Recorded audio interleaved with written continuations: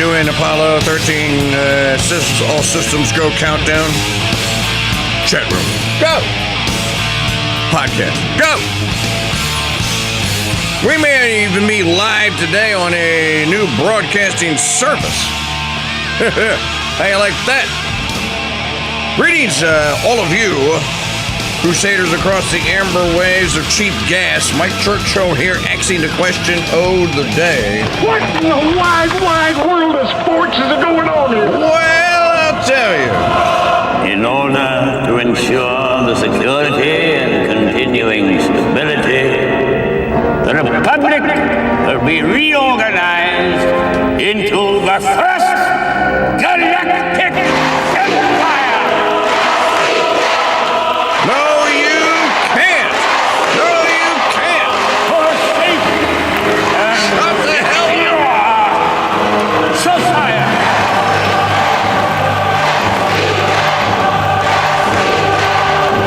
So I'm calling on Congress to pass these reforms, and I'm going to sign them in the law. You called down the thunder, well now you got it. You tell them I'm coming, and hell's coming with me, you hear? Hell's coming with me! Alrighty, our call-in line telephone number, if you'd like to be on the program, 844-527-8723, 844-5-CRUSADE. Email address same as that ever hath been. I am KingDude at protonmail.com. Crusader Stadium chat room is open for your comments at crusadechannel.com/chat. So I watched the interview last night with Jesse Waters and Erica Kirk. Kirk, my old friend. Some of you should probably just turn all your media devices off. It's going to be really bad for you. You now have to decide whether you want to go down in history and be on the side of people that are on the Erica Kirk bad, Erica Kirk Khazarian conspiracy, Erica Kirk liar, Erica Kirk. You can insert all of your pejoratives in here. I choose not to call the grieving widow, and she still is grieving, names. And I also choose not to primarily call her the name that many of you are going to, after I tell you what she said, are going to attach to her, which is liar, stooge, plant, controlled opposition, whatever. And this is just because some people need to think it's them against the planet, and that the planet is against them, and so is all the human race. Well, the human race being controlled by demons, that part of it. As we will play for you later on in the program, Jesse Waters did everyone the signal favor of asking her whether or not she believes that Tyler Robinson shot and killed her husband. I'm not going to tell you the answer. I'm going to make you wait till I play the soundbite next hour. But yeah, hashtag life/day ruined for many of you, because we all know, as all of the expert, and like there, I didn't know that there are like 35 million forensic post-mortem experts out there. Hell, there may be 350 million, but there's no way a 30-06 could have done that from that range. Etc., etc. Second gunman on the parking garage, concrete above and right of Charlie's head, the exploding lapel microphone. All of these things are about to go the way of the Edsel and the dodo bird. Of course, for some of you people, they never will. It doesn't matter if Charlie Kirk came back from the dead and told you himself, you'd say he was controlled opposition. I don't believe it's really you. Where are the nail prints on your hands? Show it to me. So in any event, I thought it was as a matter of fact, I didn't think of Jesse as an interviewer of sorts. He's not a Mike Wallace interviewer. He's not trying to get you to say things to incriminate yourself kind of guy. But I thought Waters did a pretty good job, and there were some really interesting things in that interview that.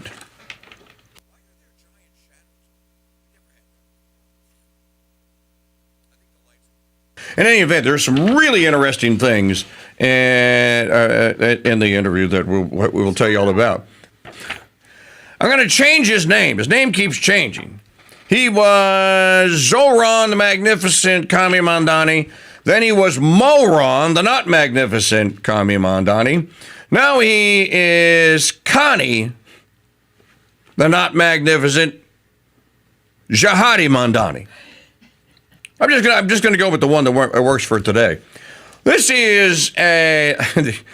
guy is a piece of work. So let me see if I understand this, and all will be made clear as the broadcast unfolds in front of your ears and your eyes today. If you live in New York, you get free health care. You get free health and child care for all of your children from birth, that's if you don't abort them, until they're off Mamdani care or Obamacare or whatever iteration. You get free groceries at the city-run bodega.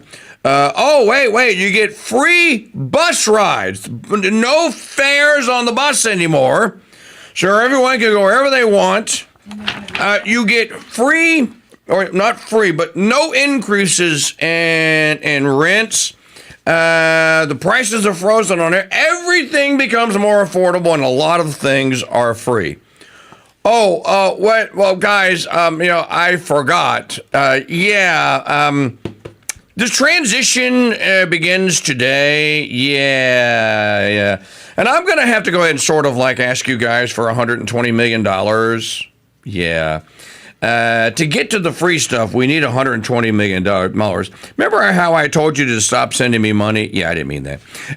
You need to start sending me money again, because we got to transition into becoming mayor, and it's going to cost like $120 million. So if you could, start writing the checks out today, and you could send them to transition2025.com. I'm not making this up. So wait a minute, I just want my free bus rides. Where's my bus? Well, you're going to get the free bus rides, but you got to write me a check for $100. You got to invest in me first, dude. You got to invest in the program. $1,000 is better, but $100 work.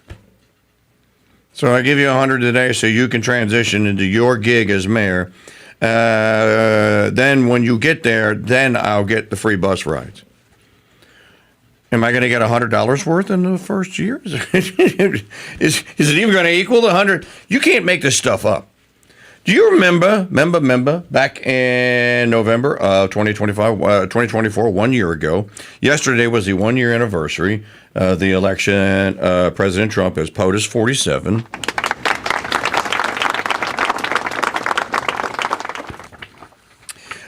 Do you remember when it was announced on November the 6th? He came out.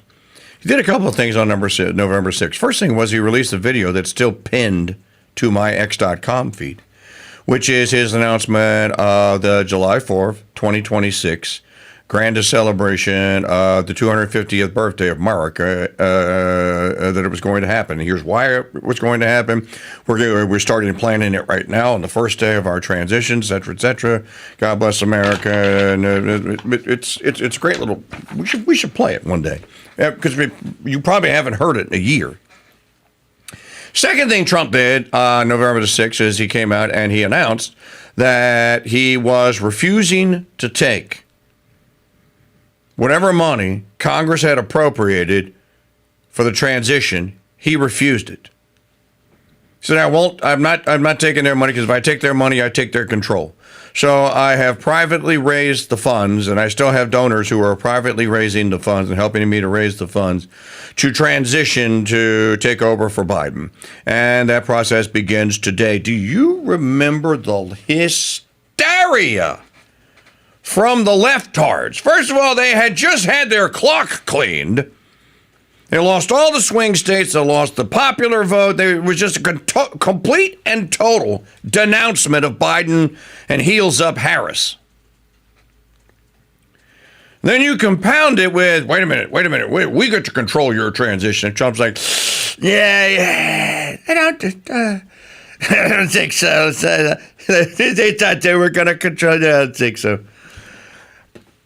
There were editorials written. The usual suspect went on their news shows and threw absolute hissy fits. Their faces were turning red. This is the greatest outrage. This is a slap against democracy. You can't do that. You have to go through the proper channels to transition this and that and the other. You know what I heard today? When Mamdani announced that he was asking for funds to privately finance his transition as the Sultan of Manhattan. You know what I heard? I heard nothing. Well, wait a minute. I did hear something.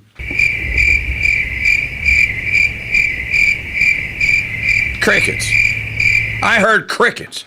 I'm gonna hear crickets. Well, he's just trying. This is the proper way that everyone should pay for their own transition. Really? Okay. I'm gonna remember you said that. Moving on, and we'll come back to this. Moving on. Eric Trump told Miranda Devine in an interview yesterday. Eric Trump told Miranda Devine, and I guess this is in his new book that just came out, what actually happened the day the FBI raided Mar-a-Lago in search of the now infamous top secret classified document that he illegally removed from the White House. This is a story that you have not heard prior because I had not heard it. And Miranda Devine asked him, now remember, which journalist had the laptop from hell? The New York Post's Miranda Devine. She's the one that had Hunter Biden's laptop, and she actually had. She's the one that called. That basically told the FBI, "Dude, you got to come get this. You guys." After she looked at it, you have to see there are crimes on this thing. You have to take it, right? So she was part of the Russian disinformation campaign. So Eric Trump gives an interview to Miranda Devine, and he goes, "Well, I don't have to tell you about the crimes of president's sons." And he tells her how many times he was subpoenaed and forced to appear before courts. He said he holds the U.S. record as a citizen that has been subpoenaed the most time by the Injustice Department over one particular case or whatever. Then he goes on to tell, I thought this was the most amazing thing I have heard in quite some time. He goes on to say, and I didn't know this, did you know that Eric Trump was at Mar-a-Lago? He was there the day, the night the FBI showed up. Which maybe I had heard that before and I just forgot it, but it wasn't ringing a bell. And then he goes on to tell Miranda Devine the story of what happened, which is truly shocking. And what it is that Biden and Merrick the Scarecrow Garland sent the FBI to Mar-a-Lago to go do. It wasn't to look for anything. It was to put things there to make it look like they had been taken by POTUS 45. Folks, these people need hangings. They seriously. You need Nuremberg style trials for these people. Which brings me to this. This is supposedly a exclusive from Reuters. Exclusive. Wide-ranging group of U.S. officials pursues Trump's fight against deep state. This is by Jonathan Landay, Sarah Lynch, and Phil Stewart. You should remember those names because they're probably going to be the subjects of lawsuits. This supposed story here is about how the Trump administration, POTUS 47, has weaponized and is weaponizing all the levers of power against perfectly innocent, perfectly heroic and patriotic members of our deep state who have just been so committed to the cause of justice, truth, justice in the American way. They're practically all supermen, all of them, canonized supermen. And that the evil Dark Lord Trump is just pursuing them at your expense, you people. He's pursuing these innocent waifs who have never done anything other than love and hug and cherish America. And now the evil Dark Lord is building fake cases against them for things that they never did and never happened. And he's going to use the power of Bondi and Patel and all the other officers there to set them up and frame them, and then to put them into American dungeons where they don't belong because they're heroes of the Biden and Obama regimes. You know, I read this last night, and as I'm reading it, I'm going like, you know what, I'm not going to be able to sleep because I'm so angry. Because I'm reading this and I'm going, there's not a single solitary source in this. Not one. There's not a single human soul that in order to save the republic will let their name be known. No, it would seem to me, if you're so innocent and you're so heroic and you're so courageous, be a whistleblower, bro. Go and say, hey, it was me and I quit. Isn't that what Mr. Smith goes to Washington does? Doesn't he go there as himself, as the righteous, as the pure, as the noble? And he goes there to go clean house, you see. This is a hit piece. My translation of this is, there are people that are being told that are still in the deep state, and believe me, folks, ladies and gentlemen, there has not been a big enough purge. You're going to have to fire 75, 80% of these people. You guys got to start over. You got to, if President Trump, if he actually, if the mission were actually to drain that swamp, it doesn't matter who you put at the top of the chain. You still have tens of thousands, if not millions of people under you who are lifelong sworn enemies of freedom. They are sworn, and in other words, they're Democrats.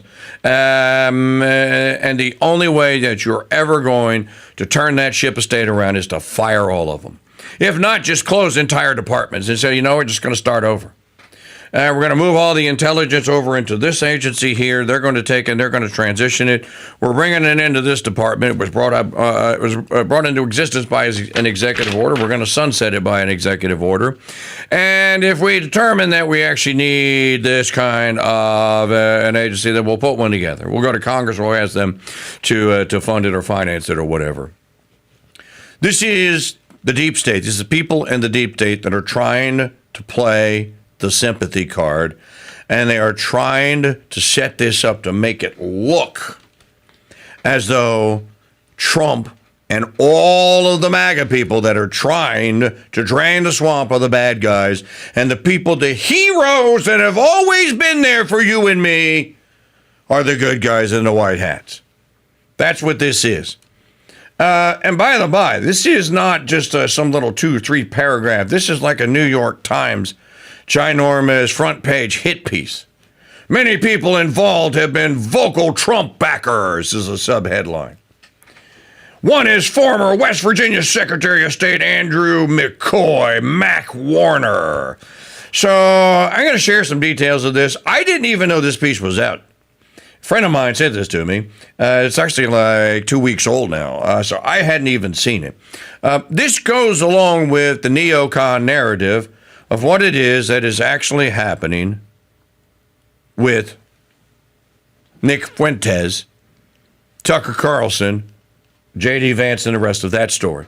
And here, of course, they're trying to get to Vance. There's a story at the American Thinker today that I think I have it in the pile of crap. Oh, by the way, back to the con job Mamdani. Remember, everything's going to be free, including bus fare and food at the bodega and childcare, babysitting and free rent apartments and all that stuff. At his victory party Tuesday night,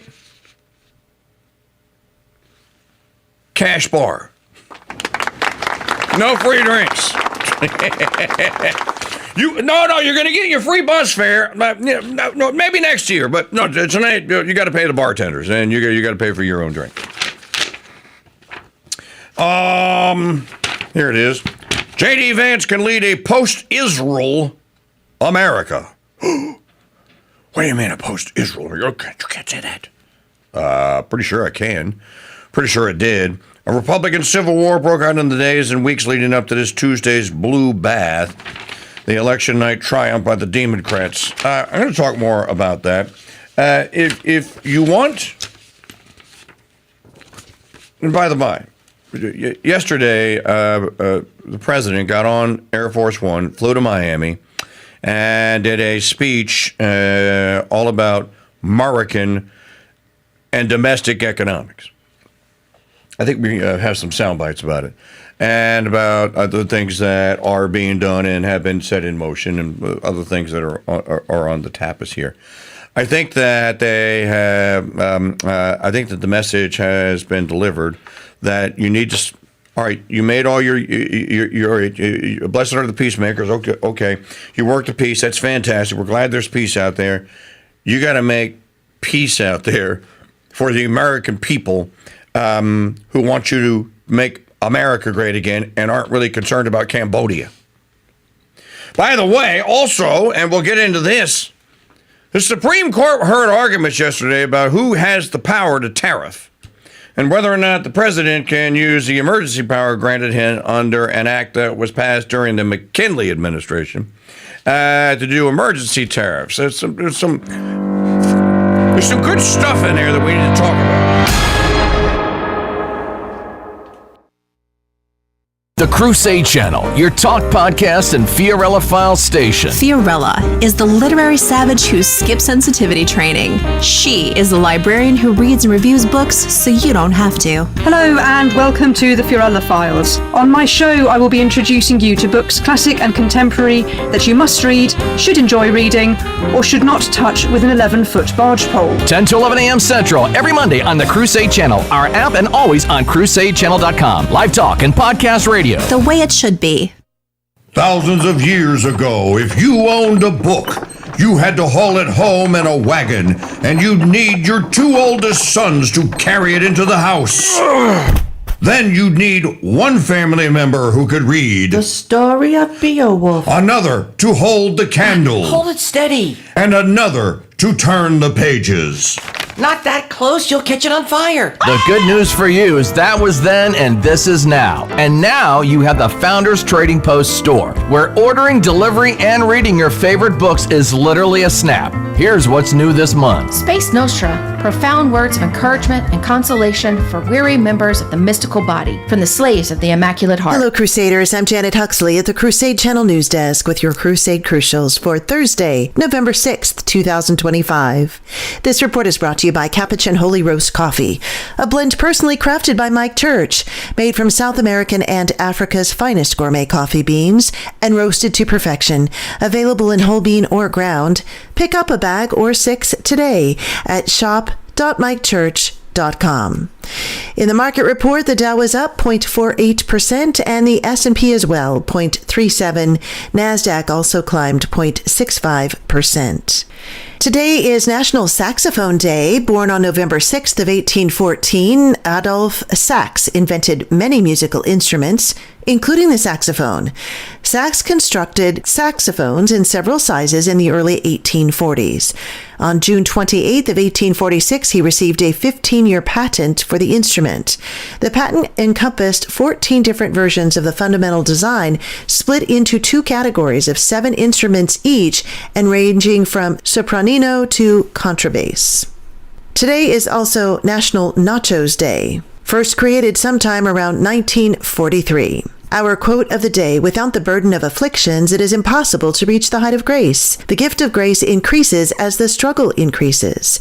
Saint Rose of Lima. And our saint of the day is Saint Leonard of Noblac. You're listening to Crusade Channel News. And now an exclusive behind-the-scenes look into the Mike Church Show. You see, what I think we need are new imaging commercials, Jim. Can you help and give me some ad-lib imaging lines we can use to, attract some new subscribers? Okay, Oh, I know. If there's nothing else to do, listen to the Mike Church Show now. Dude. Or no. How about Dude. Mike Church and Lee are really smart? Jim, So tune in. enough. Okay, Lee, you're in. Coming, Coach. Now entering the game, number 11, Trader Jill Lee. If only there were backups in real life. Okay, King Dude. What MAGA moms want to hear on the radio is how their sons can become productive, strong men, and how their daughters cannot be killed on trains by the lunatic criminals paroled by radical leftist judges. Right? That's a good one, Lee. Hey, Jim, how about some Gatorade for Lee? Okay. Thanks, Coach. I'm really working up a sweat here. Okay, how about making a spot about the new app? It's so easy, even a boomer can use it. Perfect. I know just the boomer. Hey, Jim, where's that Gatorade, bro? My debit card's stuck in the machine again. From boomers to zoomers, the Mike Church Show is America's morning show. Weekdays, 7 to 11 a.m., exclusively on the Crusade Channel app and CrusadeChannel.com.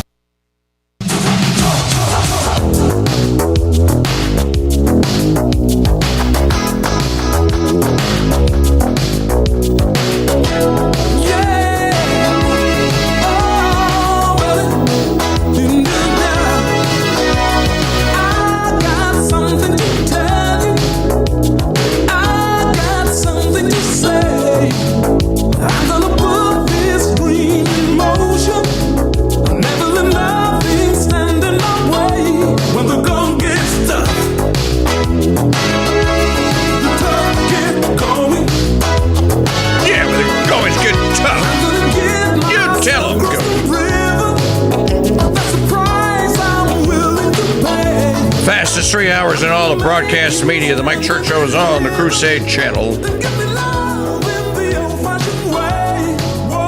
Here on a Thursday. This portion of the program brought to you by our friends at MyPillow.com/KingDude. For the best night's sleep in the whole wide world, visit MyPillow.com/KingDude. Shipping is free on orders over $75 or more. I spent the better part of yesterday evening in my slippers. And boy, are they my slipper comfortable and stuff. So it's not just about the pillows. Don't forget my towels, my sheets. There's my stuff for your dog or your cat. Everything is made at the plant there in Minnesota by Mike Lindell and his people there. So, they're still not in any major retailer. Once they got canceled, they remained canceled. So you basically go direct to the manufacturer. And I think that's the way it's supposed to be anyway. So shop with them today. The Crusade Channel gets credit if you purchase a pillow or 16 or a pair of my slippers or 12 as Christmas gifts. MyPillow.com/KingDude. Tell them I sent you. We're broadcasting live saying hello. Hi. Saying hi and hello to everyone on Pride Book today. On the Mike Church Show page, or it's just my personal page out there, we have not been able to deliver an entire live show to Pride Book since COVID. There was an attempt back, a year or so ago, but we never made the entirety of a live show, and it was a horror show, and so we just stopped trying to do it because the software that we use won't talk to Pride Book. They finally fixed it, and they got all those issues worked out, I hope. So if you are watching today, welcome. We'll give you the entire 3-hour plus program from now until we wrap it up sometime in the 9 a.m. hour. You're invited to join us every day of the week. This live video stream that you're watching goes to CrusadeChannel.com for members only every day. Total HD. No, the only commercials you get, there's no Facebook, there's no YouTube commercials. The only commercials you get are the ones that we put in during the actual breaks that we take. I think that's a far better deal than having to suffer through Google's commercials on a monetized stream, which is the way most people do it. So enjoy the free preview today. Join the chat there. You can chat it up, put questions in there. There's a couple of our peeps that should be hanging out in there. So drop in and say hi on the Mike Church page on Facebook. What else do I have here that we're going to talk about on the program? What did you say today is? Did you say Nacho Day? Okay, so it's National Nacho Day? Well, you don't have to ask me. You don't have to ask me twice to go participate in something called National Nacho Day. By the way, big announcement came out yesterday afternoon.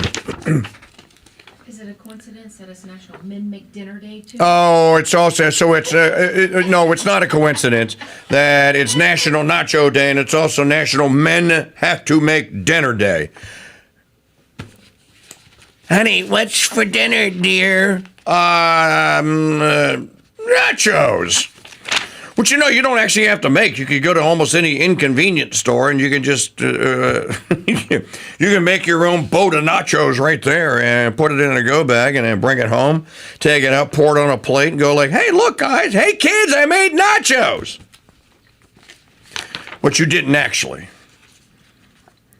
FAA lists 40 airports where thousands of flights will be canceled daily as shutdown sparks unholy mess.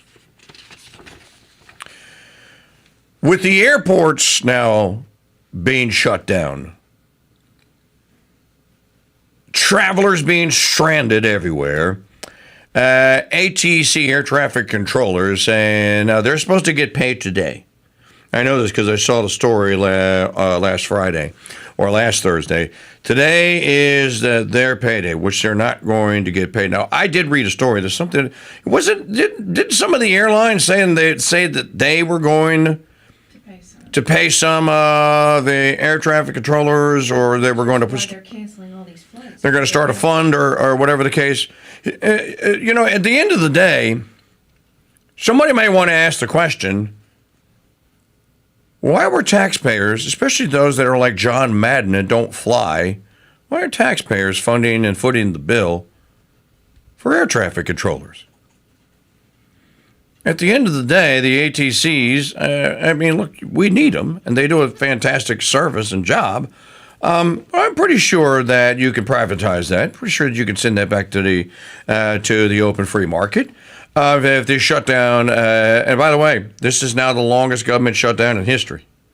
You can just see somebody probably asked Trump. He was in Miami last year, so he probably went to dinner at Doral, his club down there. And somebody probably asked him, "Well, do you remember a guy named Alphonse Capone?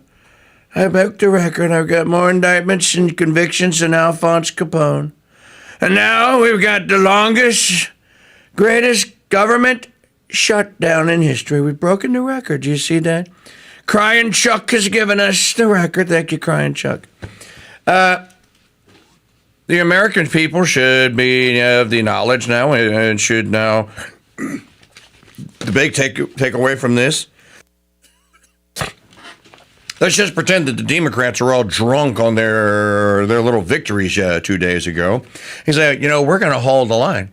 We're not going to open the government. We'll keep it shut down the next election day. Ooh, good move.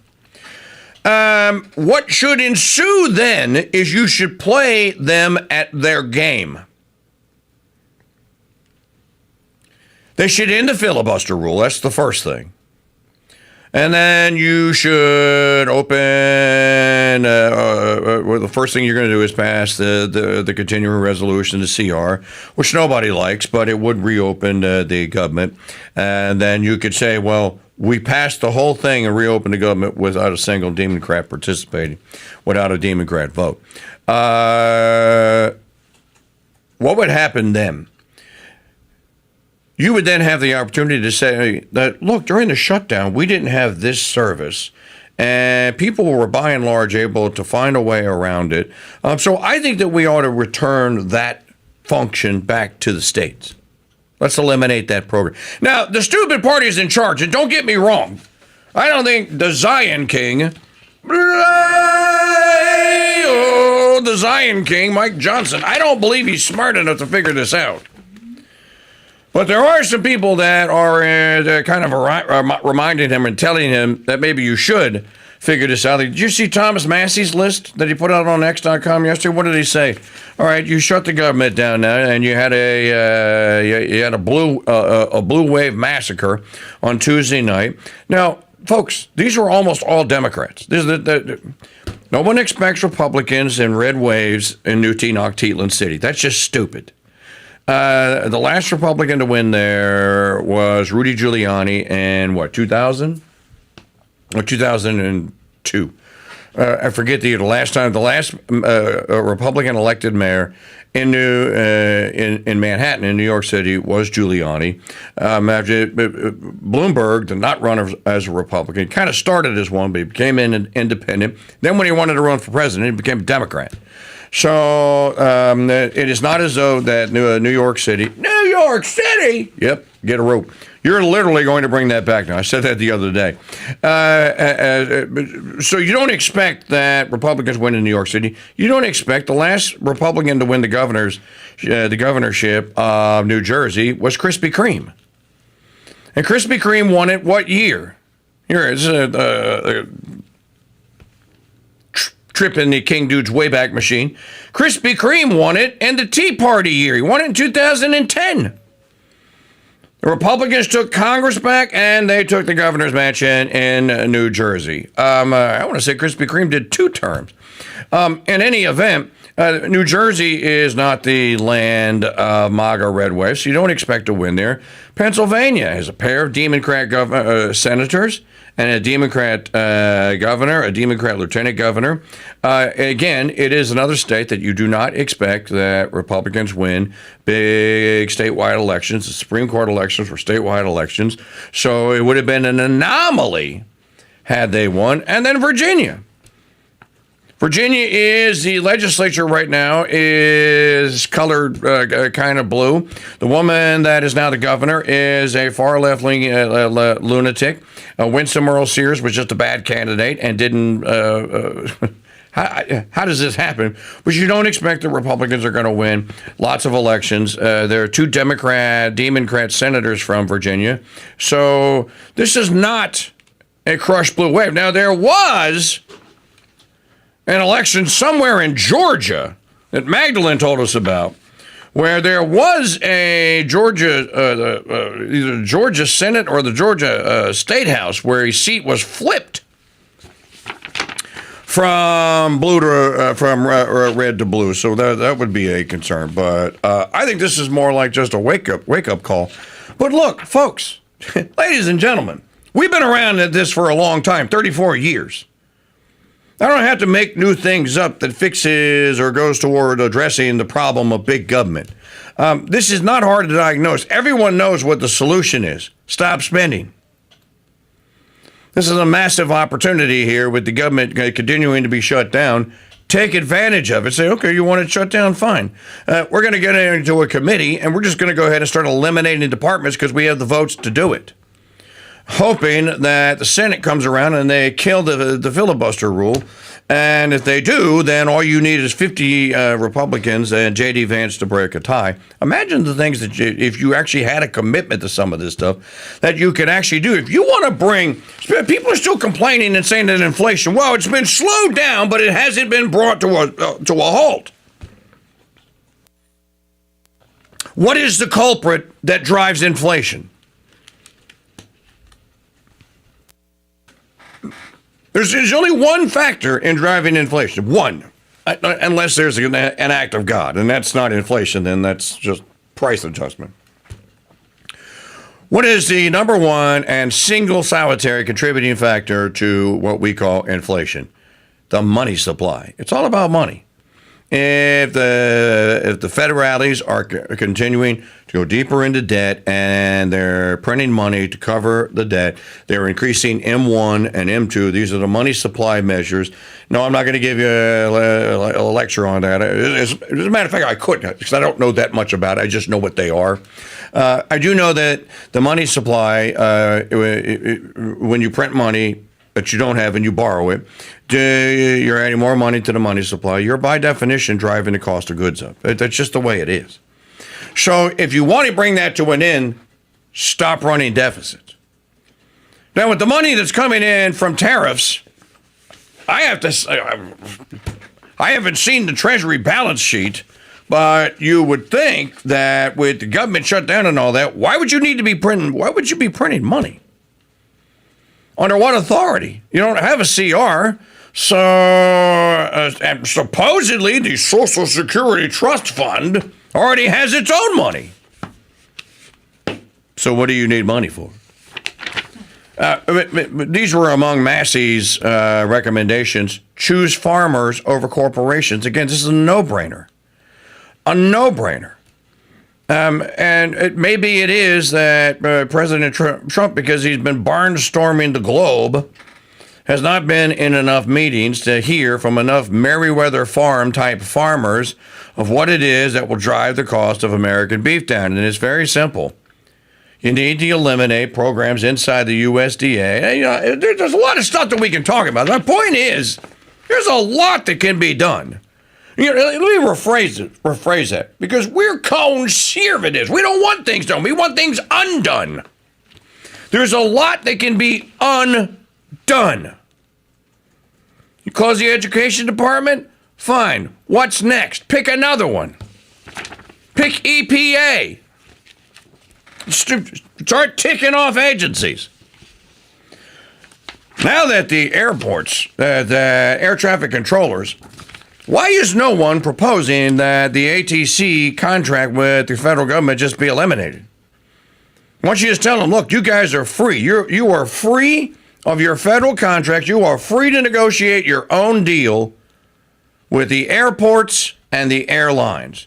Why shouldn't the airlines be on? If you want to be mad at someone over this, I'd be mad. Well, first of all, at the stupid Democrats. But number two, and you might be mad at the stupid party Republicans, why not take the opportunity to put the air traffic controllers back into the private sector? Because you know that's where they were until they had the big hoop-de-doo strike in 1981 or 82, and they walked out, and President Reagan went, yeah, I can't let this happen. I think Nancy and I have decided. And then he basically forced them to go back to work. He ordered them, and then I forget what the act that ensued or whatever happened. They basically then became federal employees. Fire them. Thank them for their work and tell them, dude, you are free to negotiate your own deal with Moisant Field, MSY. Moisant Stockyards is what the New Orleans Airport, MSY. That's a fun game to play.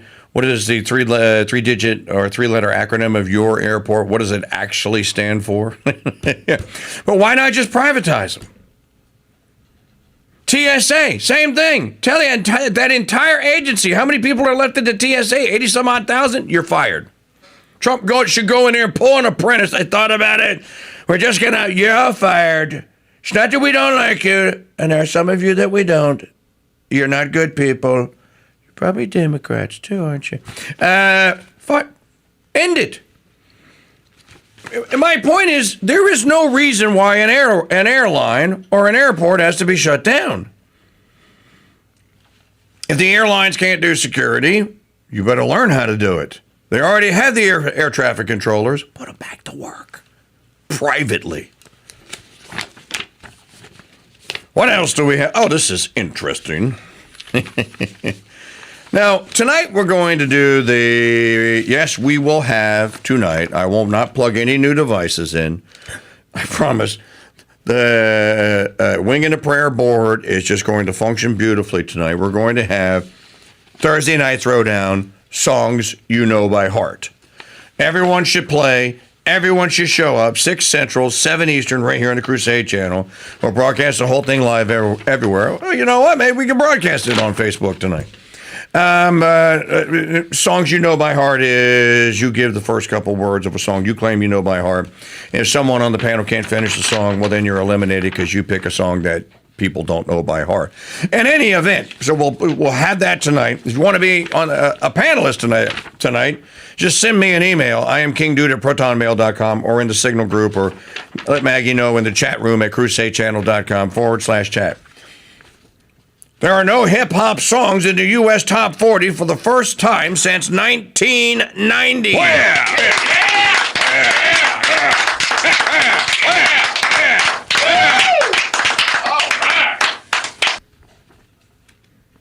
There are currently no hip-hop songs in the U.S. Top 40 chart for the first time since 1990. It comes after Kendrick Lamar and SZA's hit 2024 single Luther departed the Billboard Hot 100 due to rule changes to the chart and how songs are deemed eligible. Blah, blah, blah, blah. Did you look the rules up? Did you figure out what the rule change was? It has to do with how many times it's played. No one buys records anymore. So how do you know what's a top 100, what's a top 40 chart anymore? It used to be that people actually went to these places called record stores. Remember that? Here in New Orleans, we had Peaches on Decatur. You had Warehouse Records. You had, I think there are still a couple of Here Musics out there. There might even be Warehouse Records out there.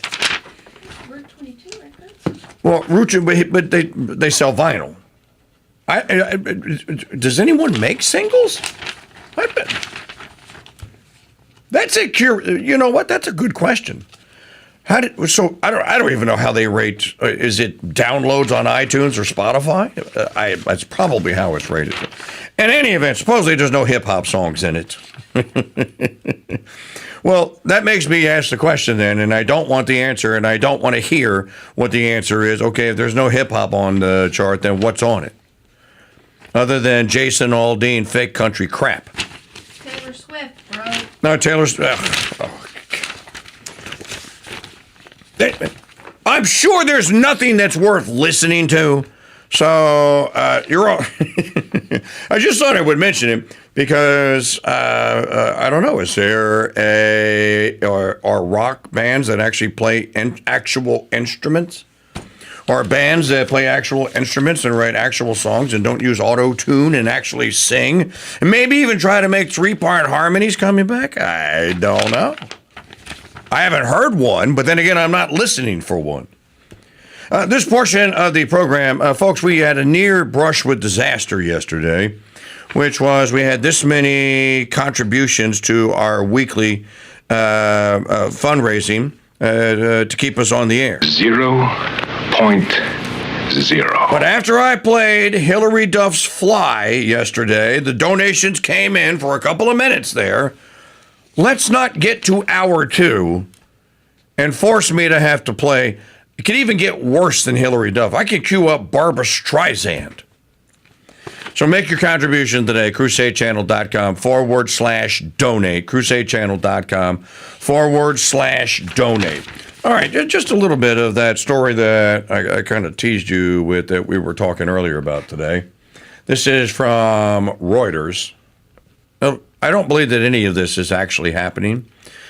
What I believe is that somebody is actually getting close to doing some dismantling and harm to the deep state, as we call it, and this is the response. A group of dozens of officials from across the federal government, as Mitt Romney would say, one word, federal government, including U.S. intelligence officers, has been helping to steer President Trump's drive for retribution against his perceived enemies, according to government records and a source familiar with the effort. Don't believe anything that says source. You're not man or woman enough to own up to what it is that you're telling said member of the media, then I don't believe it. A source is not a person. A source is an excuse to lie. Because you can't check the source for veracity. You can't sue the source for libel. You can't sue the, quote, source for slander. As a matter of fact, there really is no way to correct the source once it's out there. And remember, the sources, for example, told us that Hunter Biden's laptop was Russian disinformation. And 50 officials from the CIA and the NAS and the NSA and the ASS and whoever else signed a document attesting to it. So I don't believe stories that begin with a source says. You know who a source was once upon a time? John Bauman Bolton was a source. Alexander Vindman, that traitor, was a source. I need something to listen to challenge my faith and tickle my not-so-nice funny bone. Well, you won't hear anything about Mondays coming or cheeseburgers in paradise, but you will hear the most brutally honest Catholic-inspired commentary on Parrot Talk. Weekdays. Oh, this boats, beaches, bars, and ballads fan sees what you did there. Weekdays at 2 Central on the Crusade Channel, our app, and always on CrusadeChannel.com. Live talk and podcast radio. The way it should be. Now in our 9th year, Crusade Channel News is simply the best daily newscast on all of radio. News that informs and inspires and doesn't destroy any critical thinking brain cells. Catch it at 6, 8, and 3 p.m. on the Crusade Channel, our app, and always on CrusadeChannel.com. Live talk and news radio. The way it should be.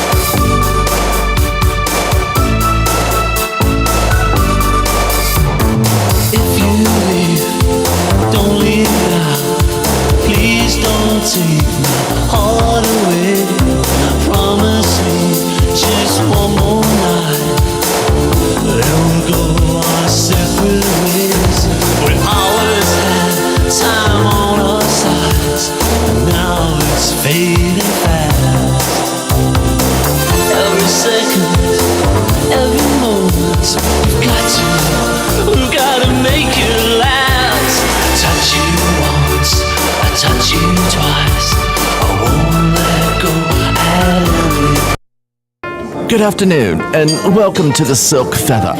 Ma'am, what would you like to drink? Oh, I'll take the Dom Perignon, of course. Ah, the lady has taste. And you, sir? I'll just take the Diet Coke. Oh, dear. You know, what I miss about the good old days before social media and AI ruined everything? Let me guess. No fat people outside of the circus, and Ozempic was the name of a demon in C.S. Lewis story, right? Well, yeah, but besides that, classic radio shows with actors and actual stories. Well, lucky for the human race, the Crusade Channel is rolling over 900 episodes of a show called Suspense. Tweak your mystery-solving muscles over lunch and catch episodes of Suspense, weekdays noon till 2 on the Crusade Channel. Live talk and classic radio the way it should be. I like my version of suspense. Hey! Doesn't work without me.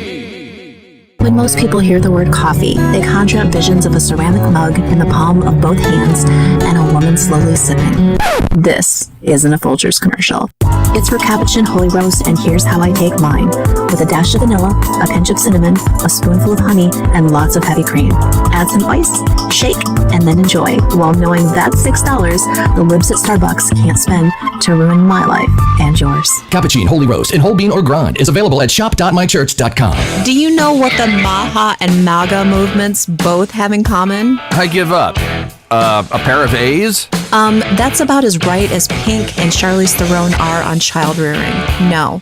The Captain of Kings, the KingDude himself, did radio shows about them both before they were used to sell clicks for grifters. What the heck do Laura Loomer and AC/DC Drano want now? There's nothing like it on Radio Free Farm Friday.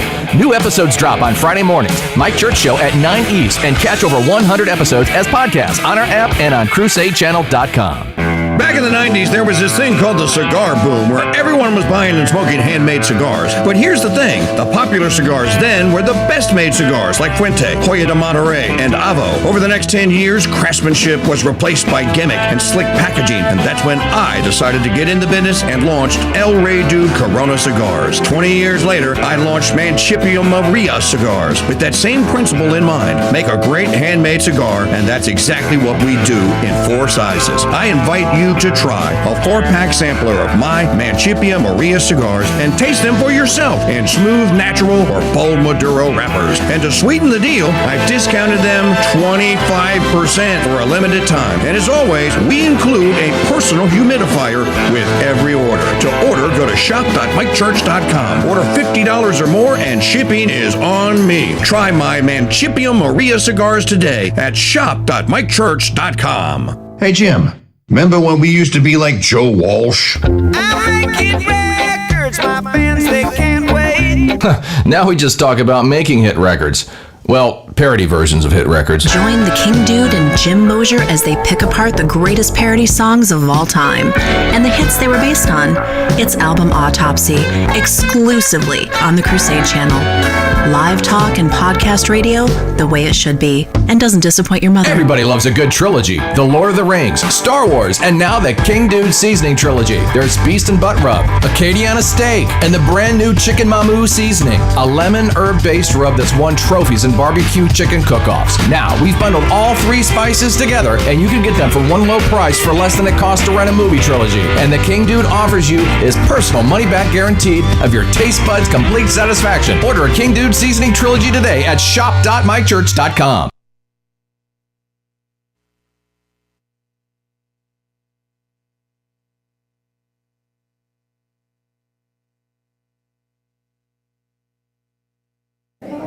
Good afternoon, and welcome to the Silk Feather.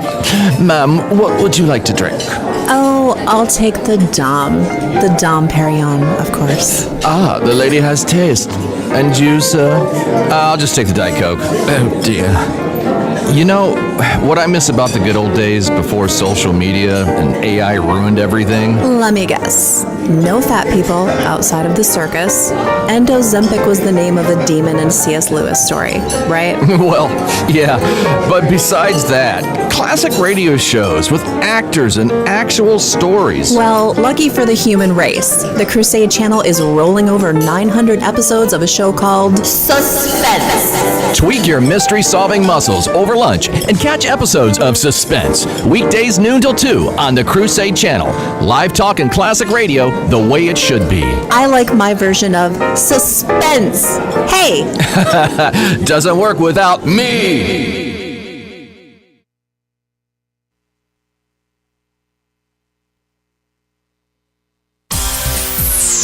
Hey, Mrs. McGillicuddy, don't be a satellite radio snob and pass by the Mike Church Show.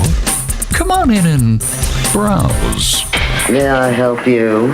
Oh, no thanks, just browsing. How long do you intend to browse? Well, that lady there, you didn't ask her how long she intends to browse. How come you're asking us how long we intend to browse? You don't look like browsers. Now that that's over, How about a Fresca? the Mike Church Show, entertaining browsers and fans since 1992 on the Veritas Radio Networks. Crusade.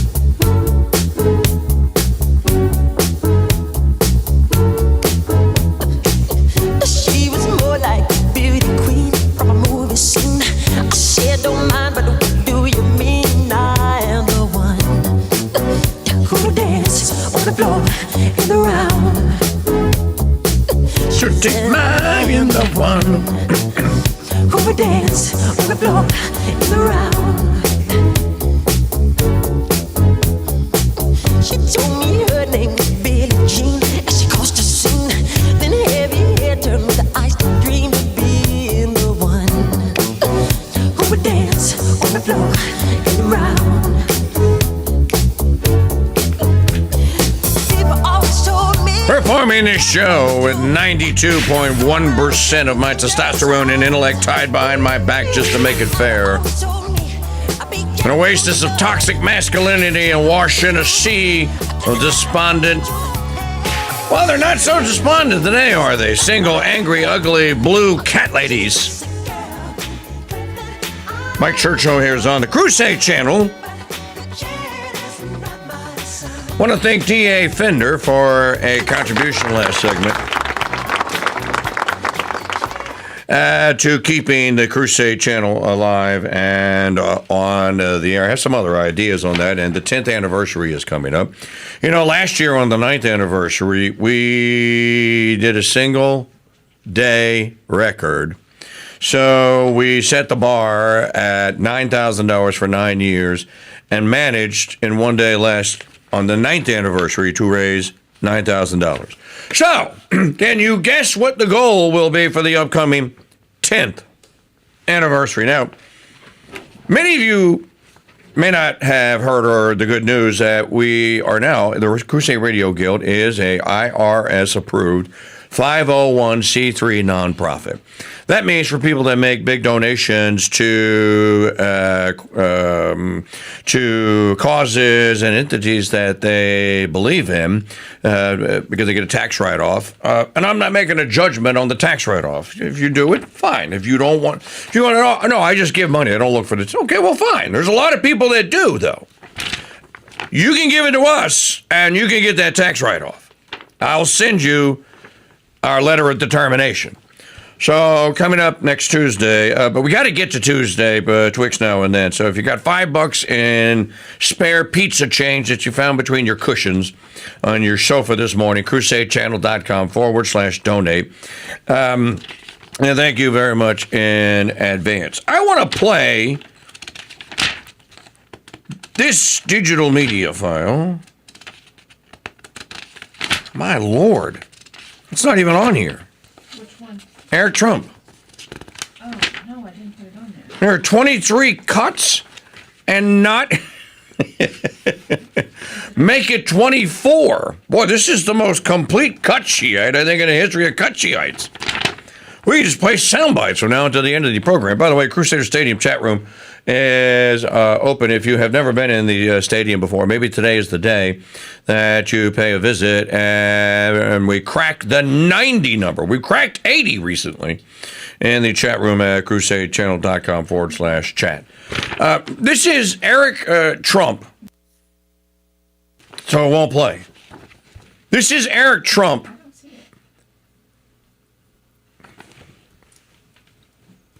I know that I published that because it's in the newsletter today. Oh, with Miranda. Okay. Some days, folks, You have 1,000 things on this page. I do not have 1,000 things on that page because I didn't spend that much time on that page. By the way, and this is, if you're watching this on the YouTube, pop into the YouTube chat and say hi. Just 2 letters. Takes all of 12 seconds. Pop in. Go watch video, HI, exclamation point, and then go back to watching Eddie and the Breitbart Breakfast Flakes or whatever the hell else you're doing. We're trying to figure out whether or not Meta does the same thing to our live videos that YouTube does, which is suppresses them. You could go on to YouTube when we were live and doing it every day, and you can actually click on the politics category, for example, and then click on live, and we weren't on the page. Now, there were times where if you searched for it, you could find it. And I'm just wondering, so kind of an experiment today, and we'll find out what is perplexing you. Okay, here's Eric Trump and Miranda Devine. I want you to listen to this is what actually happened with the FBI at Biden and Scarecrow Merrick Garland's behest actually did at Mar-a-Lago the night of the first raid. Forget the invasion by the FBI with that FBI raid that happened. It seems like a bad memory now, but do you still think about it? Yeah, I do. Listen, you know about Biden corruption better than anybody. I remember getting calls about 8 o'clock in the morning, and I get a call from one of my team members, and they say there's 30 FBI agents with a search warrant. And I go, what are they doing at Mar-a-Lago? I was totally confused.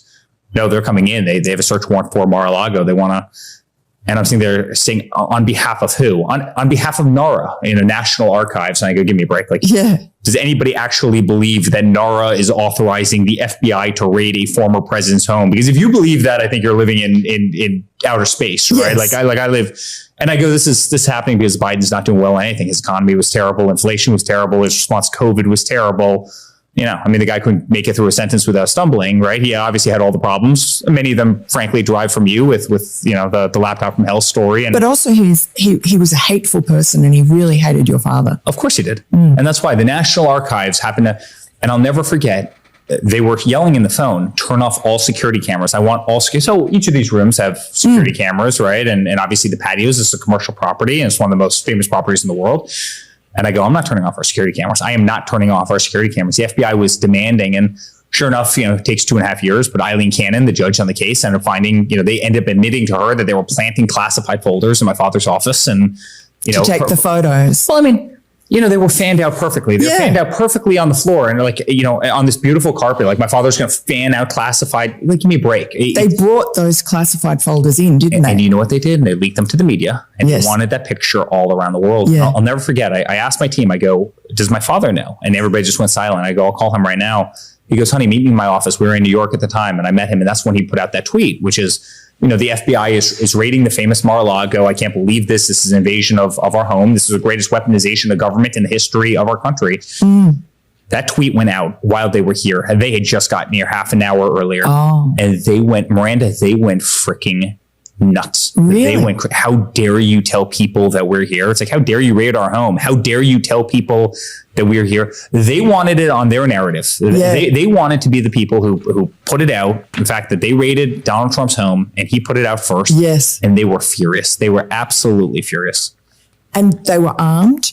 And they came through and they rifled through, I know, the First Lady Melania Trump's underwear drawer. They went into Barron's room. It was more than just a search. Of course it was. Yeah, they were planting documents. They were planting folders. They were taking photo ops. They wanted to take down our family in any way, shape, or form, right? This was the continuation of that. The book I wrote, Under Siege, was exactly about this. Any way that they could try and kill us as a family, any way they could try and embarrass us.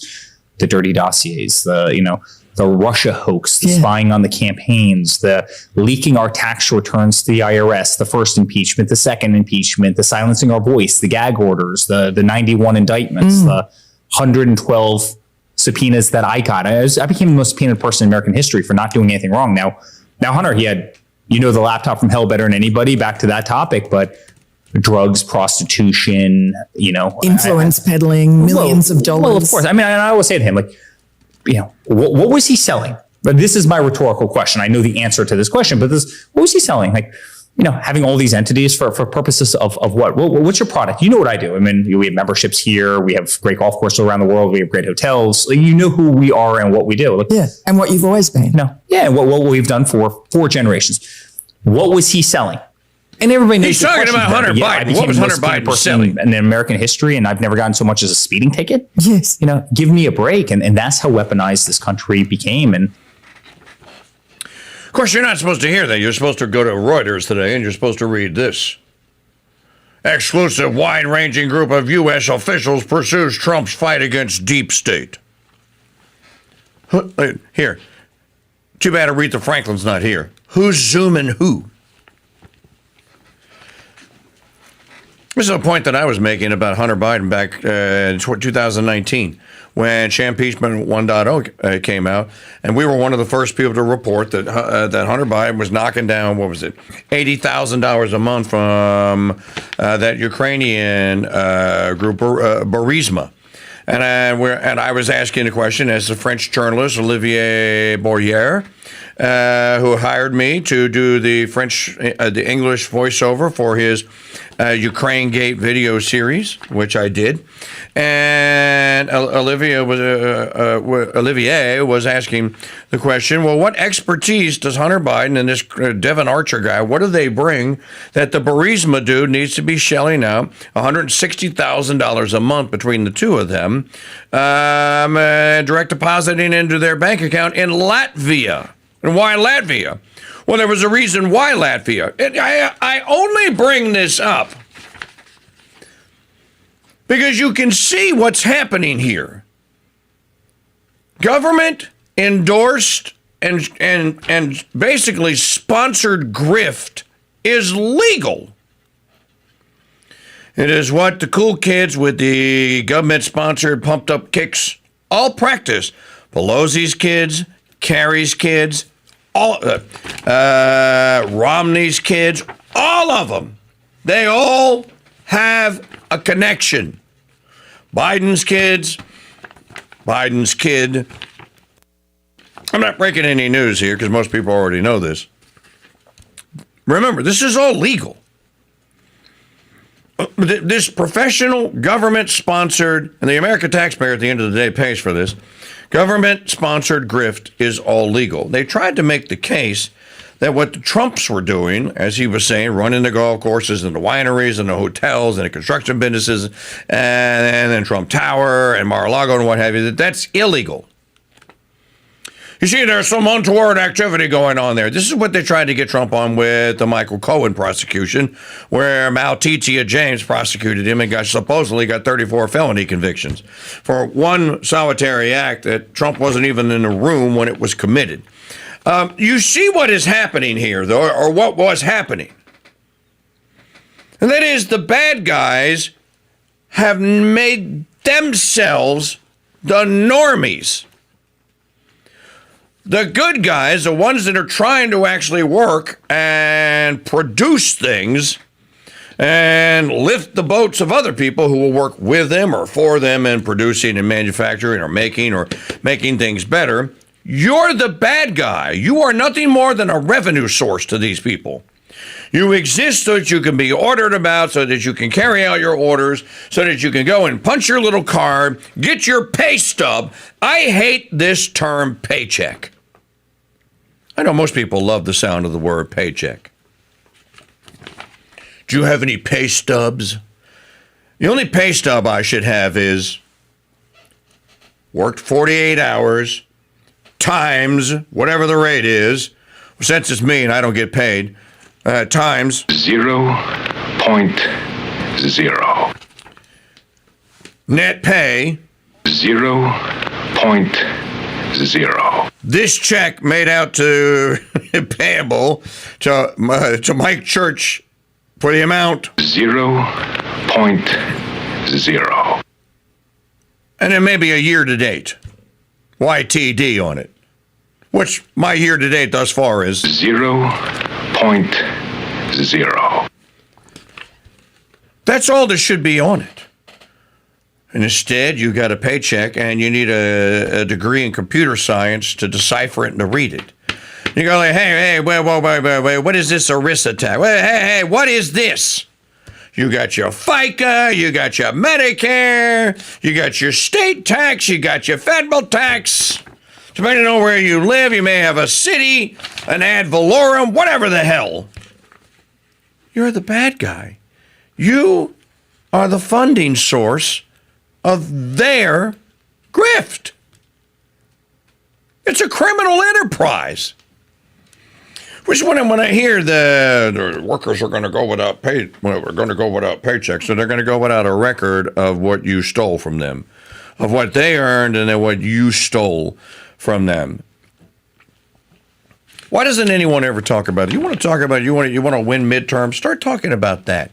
We want to eliminate boxes on paychecks. Like the no tax on tips is a genius idea. Well, how about no tax on my wages? The waitress doesn't do anything that I don't do.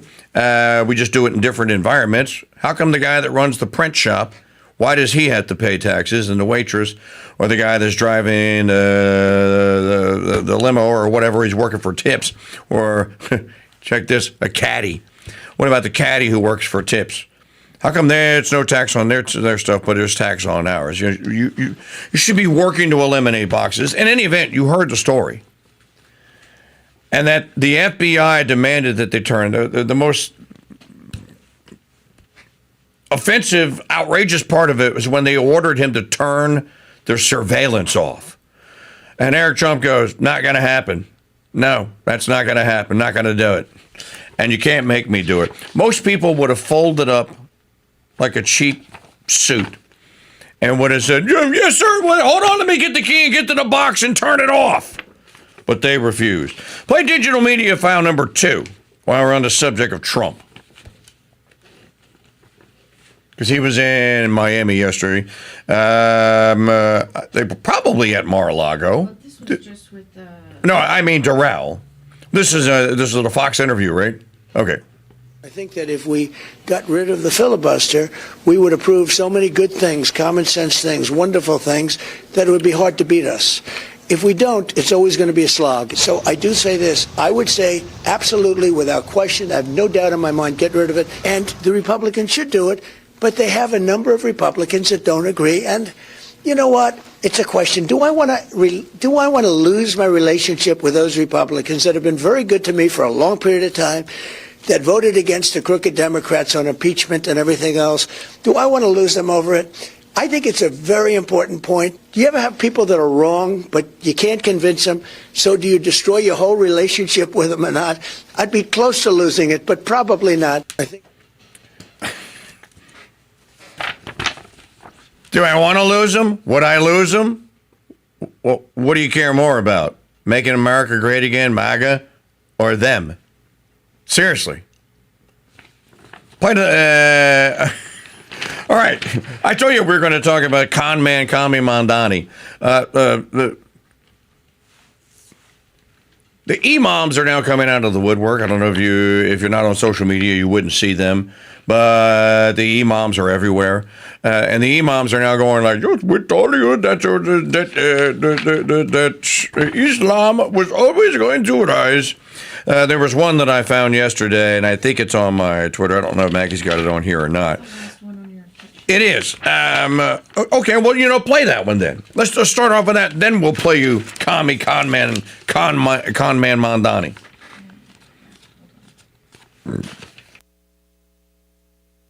One day you're going to be the president of the United States of America. No one, go Michael Ali, who can stop you from becoming a president.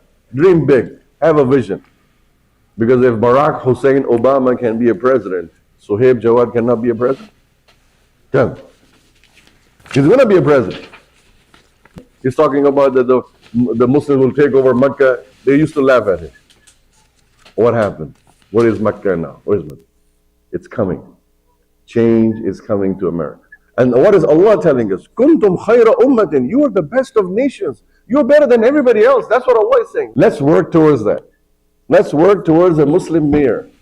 Next election that comes in, nominate people for the School Board of Education. Next election that comes here, nominate people for the local. Sounds like they're working on a plan to me. The demographics change. People converted. There's a big, huge conversion going on in this country. Where are the converts? They just convert and they're gone in the wilderness. The other thing, children. Muslims have the highest population. Average, they did Pew Foundation did a research study, Pew Foundation, and they said that Muslim household average is 3.4 child per family. The white American has 1 child per family. We're already beating the march because these are voters. These are not just babies being born in hospitals. These are voters. That's the way a politician looks at it. We have to change the framework and start looking at things from a different lens, different angle. For future, you're not going to change society today in your lifetime, but you think about your grandchildren. Okay, so what you should do now that you have one mayorship of New York City, you should now start running for school board. They already started running for school board there, Imam. This happened a couple of years ago. As a matter of fact, when they were passing out condoms and and tampons to boys and girls' bathrooms, trying to get boys and girls' bathrooms, the Christian people went along with it. The Karens of the world, the suburban soccer mom D-bags all went along with it. You know who said no to it? Muslims. The Muslims. There was a school in Michigan, what was it? Michigan, wasn't it? Where they were getting ready to go 100% tranny. They were going all tranny. All the bathrooms are going to become just unisex. This is for teenagers. Let's talk about a recipe for, well, maybe maybe it makes the population go up. Maybe the fertility rate increases. A recipe for the proverbial disaster. They were getting ready. They pulled the trigger on it. School boards like, these boys identify as girls, and for their mental health, we must allow them into the girls' locker rooms. The non-Muslims said, okay, all right, the school board in its infinite wisdom and power has ruled. It was the Muslims that had kids at that school that showed up and surrounded the school and blocked the doors. And of course, no one's going to arrest Muslims because that would be Islamophobia. And that would be racist. So the school was basically shut down. I want to say it was in Michigan. I know we did the story. The point being that I will at least give this to the Islamics.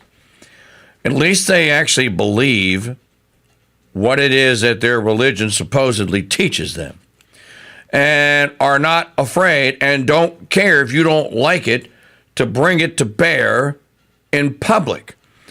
Does everyone understand? They don't care if you don't like it when they bring Sharia law or things that you can't do because Quran says that you can't. They don't care whether or not you like it.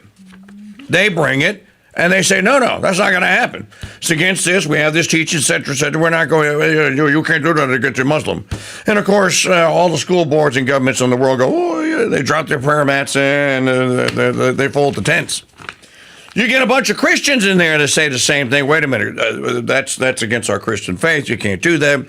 That would be leading the kids into sin and all that. Bigot, racist, sexist, homophobe, whatever the case may be. And then you will find yourself in court and you will get sued. And there's a very good chance a judge is going to side with the bad guys. And then you're going to become the bad guy. Now, why does that work that way? And why are we allowing it to continue to work? But you heard Imam right there, blasting it out and blabbing it to the world. Now, we're going to take over the school boards because where are the children formed? Where did they learn? By the by, they have done this. This has happened in the UK.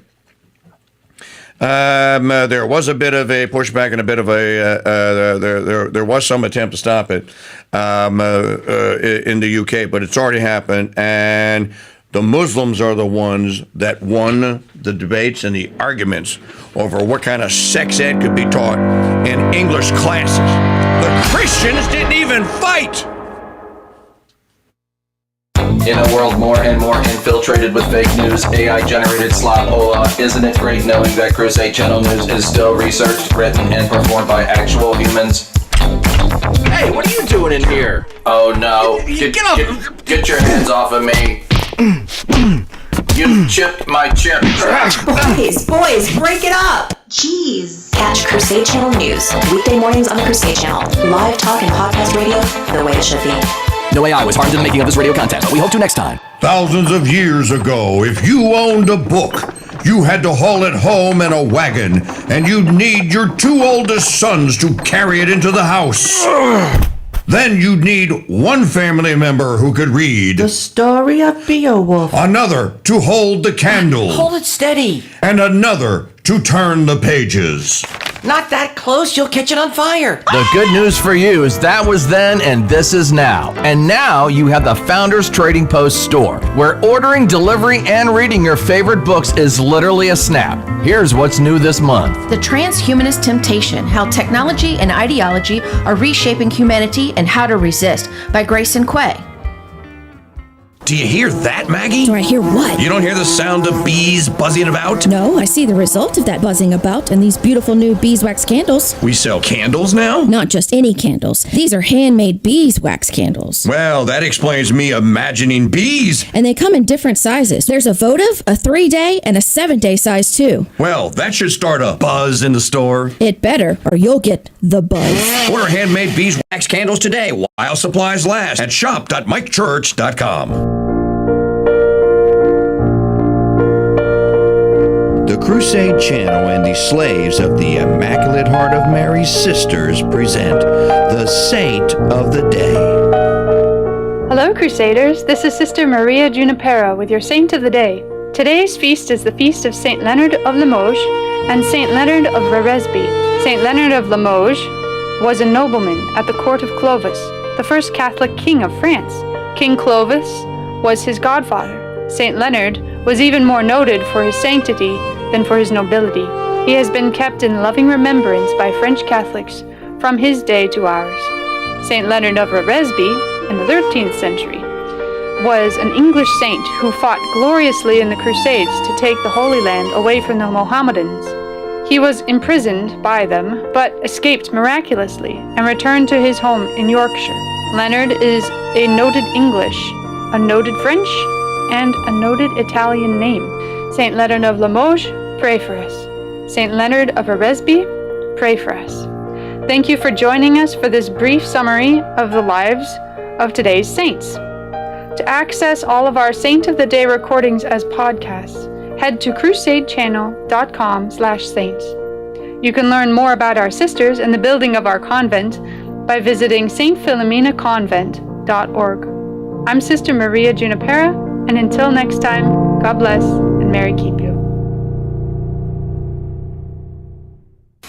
Okay, please enter the 9-digit 2-step authorization code we just emailed you. Jeez. What do you mean, prove I'm human? Okay, that's a car. That's a car. That's a car. Those are not cars. Please try again. Oh my gosh. I'll show you. Try again, stupid piece of AI mother. Here, try this. Jim, what are you doing? Good grief, man. This isn't Office Space the movie. What are you trying to do? I just wanted to send the KingDude a donation through the stupid computer. Like Trump, the KingDude makes everything better, including donating, which you can now do by mail. Mail? They still have that? Of course they do, and the KingDude's keeping the ponies running on time and in business. Just snail mail your donation to P.O. Box 400, Madisonville, Louisiana, 70447. Ha! And you can't. You're such a boomer. Me this time. And wait a minute. I know they're around here somewhere. There! Ha-ha! Dude, those are airmail stamps from the movie Airplane. Surely you have... Of course I do. And don't call me Shirley. The Crusade Radio Guild is a 501c3 nonprofit corporation, so your donations are tax deductible. Donate today, the Crusade Radio Guild, P.O. Box 400, Madisonville, Louisiana, 70447. Donate today, the Crusade Radio Guild, P.O. Box 400, Madisonville, Louisiana, 70447. Donate today, the Crusade Radio Guild, P.O. Box 400, Madisonville, Louisiana, 70447. Donate today. The Mike Church Show, serving the hard liquor of truth to men who want to get drunk fast since 1992. Hi there. I'm on my way, I'm making it.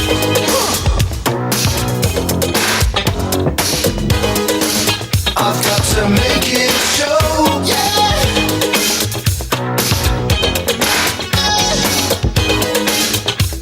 So much larger than life. I'm gonna watch it grow in.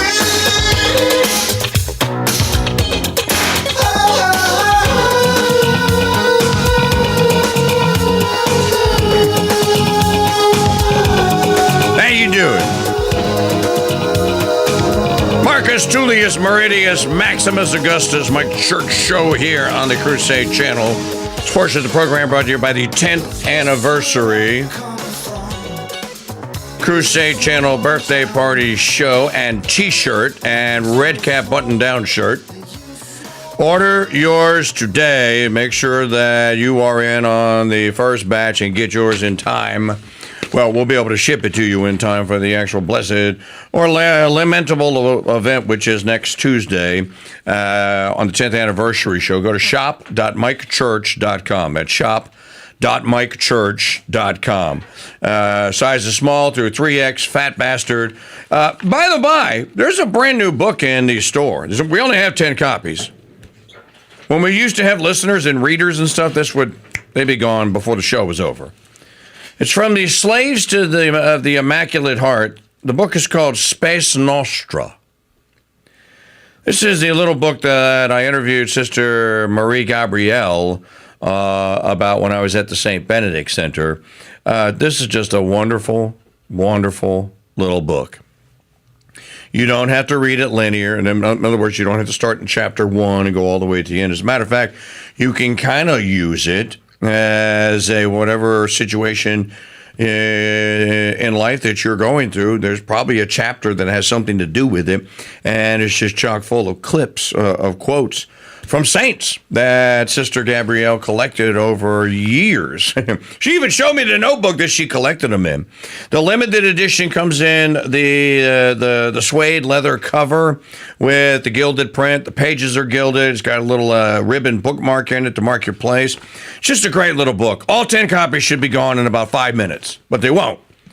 So you can be the first, though, to go grab one. Shop.mikechurch.com. And while you're there, make sure you grab a 10th anniversary t-shirt. Get it today. Shop.mikechurch.com. You know, as we come up on the 10th anniversary and the miracle, and it is miraculous, that we have survived. It will not be, it is not because we ever got a single solitary break from any of the major media companies or social media outlets. So I ran a little experiment today. I've been posting and publishing things at a greatly increased rate on my Facebook page. You can find me on Pride Book if you're on it. Look for Mike Church or Frederick Michael Church. You'll find me under the full real name, which I can't remember why. When I was trying to get the blue check mark there, you ought to use your real name, and you could change it. I just never got around to changing it. So I wanted to see. So I've been posting things like the past 10 days, just to let people know that we're still alive. And that we still publish things and do show, and I still comment on politics and culture and entertainment and stuff that's going on. So I was just seeing, okay, do the posts get seen? Do people comment? Can they like it or whatever, or share it, whatever? And there's been a little bit of activity. I mean, for 7,500 followers, that amount of activity, I don't know. I haven't spent a lot of time there the last 10 years. I just haven't, especially since they kicked us off during COVID. They basically shut us down during the Corona doom. So in any event, I went, well, you know what? I'm going to try and see if we if I do it, share today's live, high definition, professionally produced and broadcast video version of the Mike Church Show. Will it attract an audience of alleged and supposed friends on Pride Book? So I made the item yesterday. I planned it as an event, and it was published. The stream, we tested the stream yesterday. We made sure all of that worked. Everything works. And put all the pieces in place. As a matter of fact, I actually used their recommendations just to say, okay, well, I'm going to do what you tell me to do, and we'll see what happens. So we're an hour and 40 minutes now into the live broadcast. Like 12 people have seen it. People are now going into the Crusader Stadium chat room and saying that I follow you on Pride Book, and I did not receive a notification that you went live. And I always receive notifications when people I follow go live. So the experiment, because the experiment is confirming that they all do the same thing.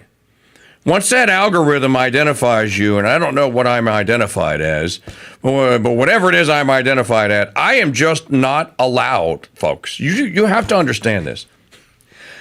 And I can't make people understand it enough of how difficult it is to just survive with the audience that we have and just the miracle that someone, I don't know how anyone, I don't even know how it's possible that you could find a little station to go to the Crusade channel. And it doesn't matter what platform we go on. We could do it on Rumble, won't show up. You do it on YouTube, won't get published. It'll get published. You can't find it. Do it on X, does not show up on people's feeds. People that follow me on X will tell me all the time. If 10 people told me yesterday, dude, you put that on Facebook, that's where I saw it. I didn't even see it here, and I follow you on X.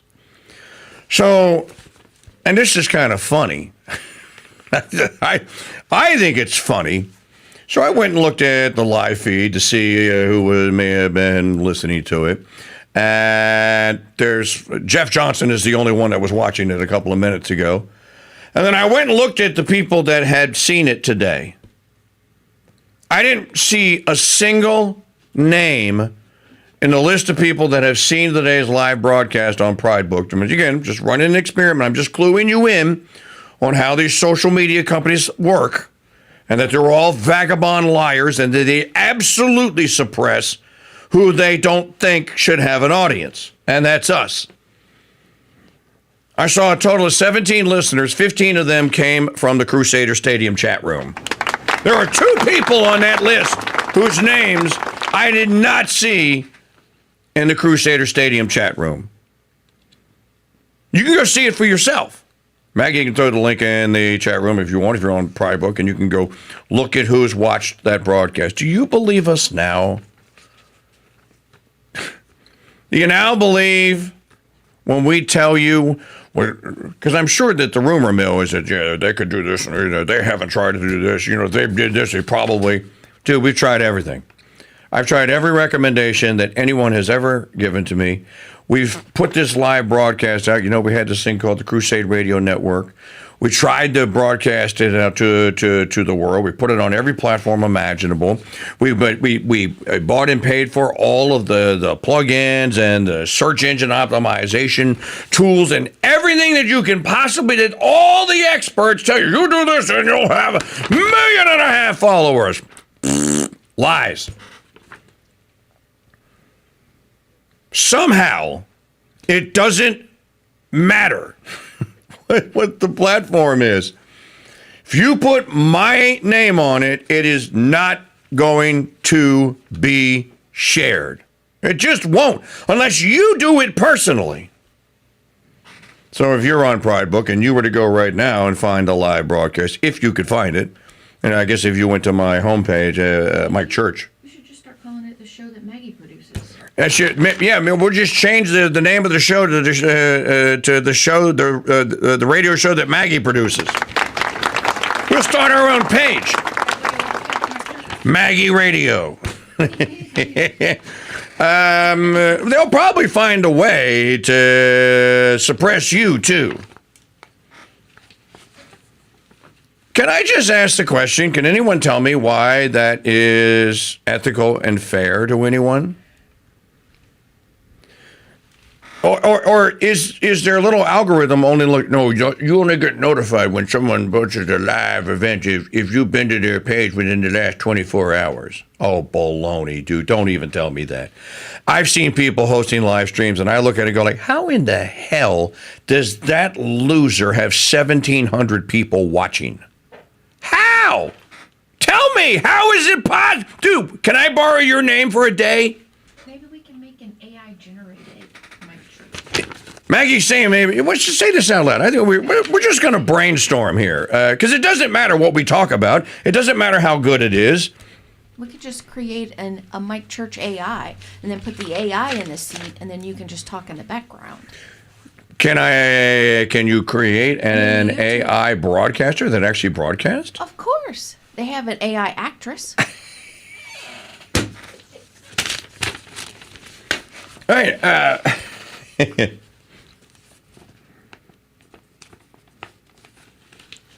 Yeah, but Tom Connolly, you were one of the 12 people that checked the feed out, dude.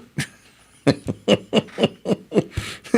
looking at Tom Connolly commenting in the Crusader Stadium chat room at crusadechannel.com/chat. And I'm looking at it, like, dude, you're one of the names that I saw. It can't. Somebody's saying that they buy bots and subscribers. Well, I know that they buy bots and subscribers. That it can't be all bots. Somebody said that what you ought to do, KingDude, is you ought to start a bot farm. Can I just rent one for a week? Does anybody know where we can rent a bot farm? We just want to trick their own algorithms into believing that we actually have a following outside of crusadechannel.com/chat. Bert Starr, I can't get the live stream on Facebook. You can't get it because it won't let you? Or you can't get it because it it won't play, or you can't see the link? Could you be more specific? Let's do some digital media files. In any event, I just want people to know just how difficult this is. And that we don't ever stop working to build and to build up the audience. I got an email from someone that joined back in during the Corona Doom. Apparently, the last time we were allowed to be seen by the American people. You know what, Tom Connolly, I'm going to hire you as part of the marketing department. I think you're onto something. He says, get rid of the bow tie, put a hoodie and a baseball cap on, and then you'll rock. You know what? We ought to try that. I ought to come in here one day with a Kid Rock outfit on. Dark, oversized aviators, right? Not Ray-Bans, the aviators. You know, with the gold frames. Baseball cap, hoodie. Put it on, and make sure that the cap is casting shadow here, right? So you can't see who I am. October 20 on Facebook? We didn't do a show on October 22nd. Anyway. All right. In any event, we'll keep trying to broadcast here. We'll keep the trains running. By the way, Arthur Bloom will join us next hour. That's great news. Thanks to JT and Aiden, by the way, the first people to donate for the 10th anniversary Super Fund. $9,900 to go. Thank you, JT. Thank you, Aiden. Play Zohran the Con Man Mamdani. Now remember, everything is going to be free. Free bus fare. Free childcare, free health, free food at the bodega, free workouts. Everything is going to be free or affordable, according to Zohran, the con man Mamdani. Well, I mean, not this year. It's not going to be free.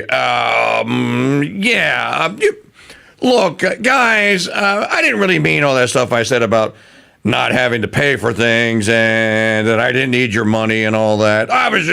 You thought I was telling it. Oh, come on, you guys, you know. You have to watch all the way to the end. Good morning, New York City. Thank you.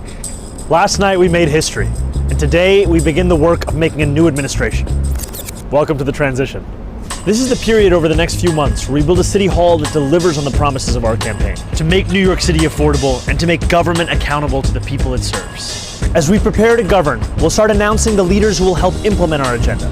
People like deputy mayors who oversee entire areas of government and the commissioners who carry out the critical work of city agencies. These appointments will be driven by excellence, integrity, and a hunger to solve old problems with new solutions. Talking to organizers on the front lines of the fight to improve our city, government veterans with proven track records, policy experts from around the country and the world, and working people who know better than anyone what our neighborhoods deserve. And this will be a period, like the campaign we ran in the City Hall to come, defined by transparency. Because New Yorkers deserve a government they can trust. On January 1st, I will be your mayor. New Year's Day, and a new era for this city. Oh, and one more thing. Remember how I told you a few months ago to stop sending us money? You can start again. This transition requires staff, research, and an infrastructure that can meet this moment. And it will be made possible by the people who built and believe in this movement. So I hope you'll make a donation at transition2025.com. Now let's get to work. Oh my Lord. It took one day for the commie con to begin. One day! It wasn't even a day! It wasn't even a day. Oh, by the way, one more thing. Oh, just just a little detail. Remember how I told you to stop sending us money and the bus fare was going to be free and bodegas are going to be taken over and free food and free health care, free child care.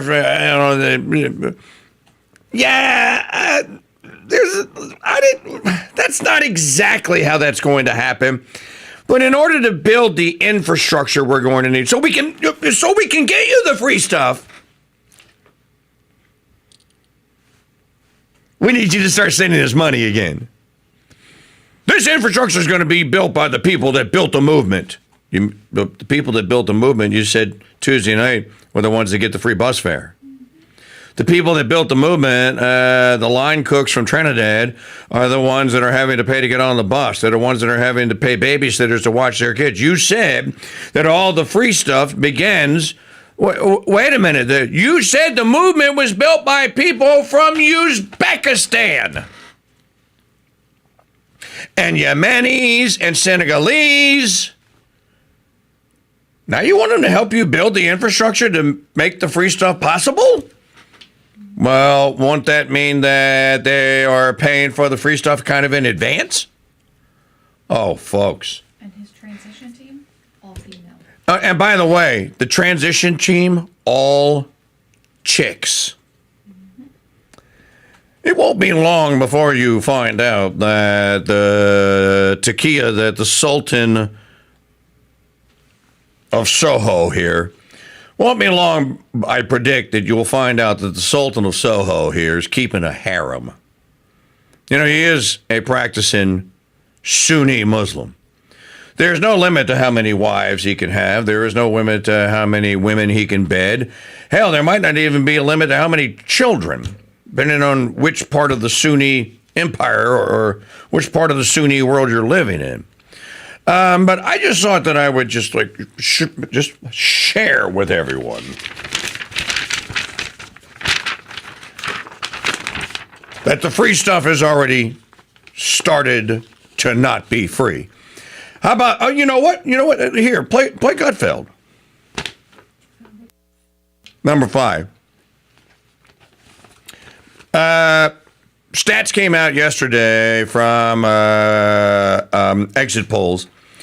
83% of people that have been in New Tenochtitlan City or in the United States and in New Tenochtitlan for less than 5 years voted for Zohran the con man, Commie Mamdani.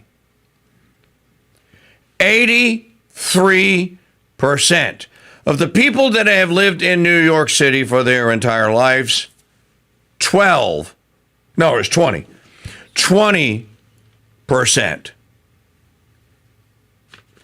If you lived in New York City and you lived there your whole life, you did not put this man into an office to destroy the city that you grew up in. I just thought I would point that out. Greg Gutfeld.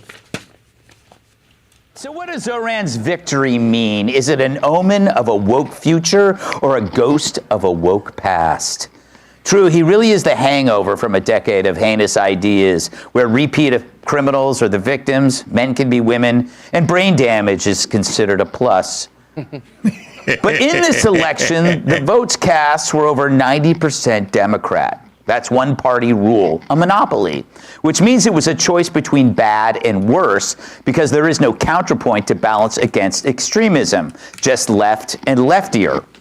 And really, it says something that the guy who sicked a deadly virus on old people was considered the good guy. But it seems Zohran was handpicked. By who? Who knows? We know it wasn't for his resume. He didn't have one.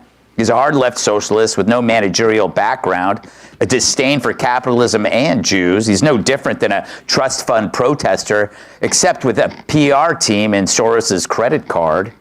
He's not even qualified to be my pool boy. Definitely not strong enough to lift me. And what's his connection to the city? Ask him what he loves most about New York. He'll probably say diversity.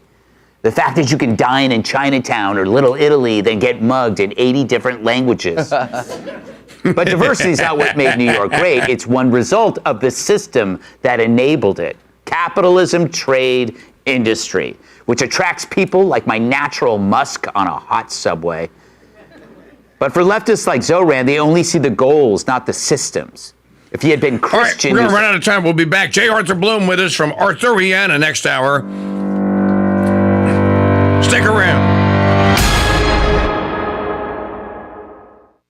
It's the WWE and the UFC for live talk radio Thursday Night Throwdown, hosted by you. Win a seat at the table, win the throwdown, and then you pick next week's topic. Now that's real live talk radio exclusively on the Crusade Channel. Radio, the way it should be. Hey, it's a KingDude with another free lesson in stuff you really don't need to know. Harvest was Great Britain's name for the season that follows summer, until autumn began to displace it at the end of the 16th century. But English immigrants to America preferred fall to autumn. And did you know that fall is caused by the sun setting below the equator in the northern hemisphere sky, also known as the equinox, which continues south to the winter solstice? Here's another seasonal fact for you. The flag of the Sacred Heart of Jesus is also known as the Carillon de Sacré-Cœur, or the original flag of Quebec. And did you know that our founder's trading post is the exclusive maker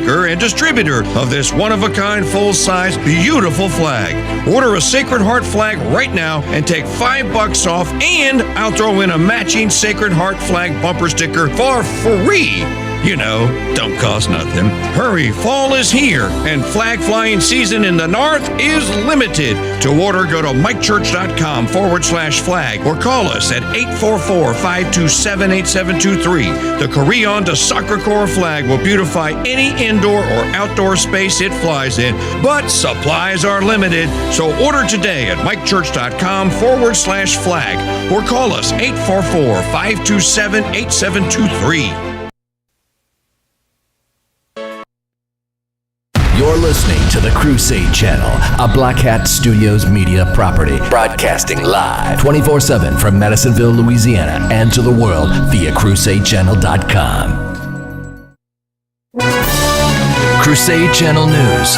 News you can trust. Because let's face it, the truth just sounds different, like a symphony of facts. And now, from the Crusade Channel News Desk, here's Janet Huxley. Hello, Crusaders. Welcome to Thursday, November 6th, 2025. I'm Janet Huxley reporting for the Crusade Channel News Desk, live from the Dothan Farm and Ranch, south of Kansas City, Missouri. Today's newscast is brought to you by Capuchin Holy Roast Coffee, a blend personally crafted by Mike Church, made from South American and Africa's finest gourmet coffee beans and roasted to perfection. Available in whole bean or ground. Pick up a bag or 6 today at shop.mikechurch.com. Here's what to listen for this hour. Trump on Mamdani victory. Charlie Kirk's widow Erica speaks to Jesse Waters. FAA cutting air traffic at 40 major airports. And Pawn Stars gives opinion on why tourism is down in Vegas. President Donald Trump called out New York City Mayor-elect Zohran Mamdani's very angry acceptance speech, cautioning that communism has never worked. Trump reacted to the results of the November off-year elections Wednesday on Special Report with Bret Baier. Look, for 1,000 years, communism hasn't worked, Trump said. It's just communism, or the concept of communism, has not worked. I tend to doubt it's going to work this time. It's literally never worked. The commander-in-chief, who told reporters and pollsters believed the shutdown was a big factor in the results, and called out the radicalized Democrats for creating a situation that has never happened before in the United States' longest ever government shutdown. Charlie Kirk's widow, Erica, revealed she's never watched the video of her husband's assassination, as she opened up about how she has been coping with his death in a raw and emotional interview with Fox News host Jesse Waters. "I never saw the video. I will never see it," she said. "I never want to see it. There are certain things you see in your life that you can never unsee. There are certain things you see in your life that mark your soul forever. I don't want my husband's public assassination to be something I ever see. I don't want my kids to ever see that." The Federal Aviation Administration is cutting air traffic by 10% at 40 major airports amid the ongoing government shutdown, citing safety reasons. The FAA did not say which airports would be affected, but Administrator Brian Bedford said a list would be released today. Bedford said at a news conference on Tuesday that the goal is to reduce pressure from the government shutdown, now over a month long, and avoid a disaster as a busy holiday travel season approaches. Our quote of the day: "Without the burden of afflictions, it is impossible to reach the height of grace. The gift of grace increases as the struggle increases." St. Rose of Lima, and coming up, our saint of the day. You're listening to Crusade Channel News. When most people hear the word coffee, they conjure up visions of a ceramic mug in the palm of both hands and a woman slowly sipping. This isn't a Folgers commercial. It's for Cappuccino Holy Roast, and here's how I take mine. With a dash of vanilla, a pinch of cinnamon, a spoonful of honey, and lots of heavy cream. Add some ice, shake, and then enjoy, while knowing that's $6 the libs at Starbucks can't spend to ruin my life and yours. Cappuccino Holy Roast in whole bean or grind is available at shop.mychurch.com. The saint of the day for November 6th is Saint Leonard of Noblek, also known as Leonard of Limoges, a Frankish saint who is particularly associated with the release of prisoners and helping women in labor. Many shrines across Europe are dedicated to him. According to unreliable sources, he was a Frank courtier who was converted by Saint Remigius, refused the offer of a see from his godfather, King Clovis I, and became a monk at Misi. He lived as a hermit at Limoges and was rewarded by the king with all the land he could ride around on a donkey in a day for his prayers, which were believed to have brought the queen through a difficult delivery safely. He founded Noblek Monastery on the land so granted him, and it grew into the town of St. Leonard. He remained there evangelizing the surrounding area until his death. He is invoked by women in labor and prisoners of war because of the legend that Clovis promised to release every captive he visited. His feast day is November 6th. Tourism in Las Vegas continues to decline, with over 3 million visitors in September, which is an 8.8% decrease from the same time last year, according to the Las Vegas Convention and Visitors Authority. Rick Harrison of the Gold and Silver Pawn Shop in Las Vegas told Fox News Digital that people have been beating up on Las Vegas, but it's Vegas, he said. It's the entertainment capital of the world. I think we have more 5-star restaurants than any city in the U.S. There's something for every price point, he said. A lot of people are saying tourism is down because the prices are too expensive, and that might be part of it. September's low visitor numbers are attributed to slower midweek volumes.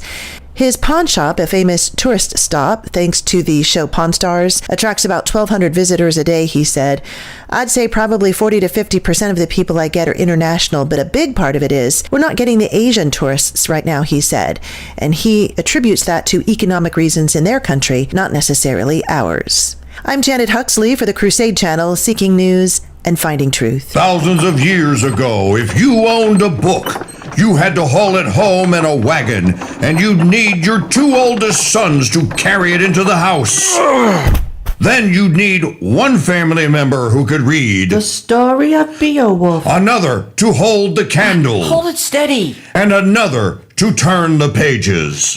Not that close, you'll catch it on fire. The good news for you is that was then and this is now. And now you have the Founders Trading Post store, where ordering, delivery, and reading your favorite books is literally a snap. Here's what's new this month.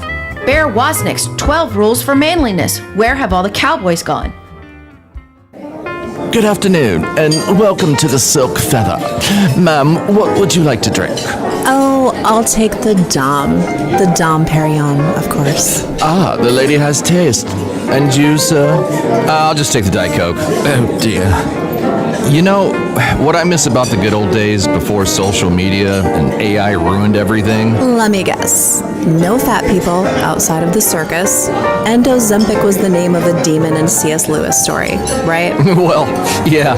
But besides that, classic radio shows with actors and actual stories. Well, lucky for the human race, the Crusade Channel is rolling over 900 episodes of a show called Suspense. Tweak your mystery-solving muscles over lunch and catch episodes of Suspense, weekdays noon till 2 on the Crusade Channel.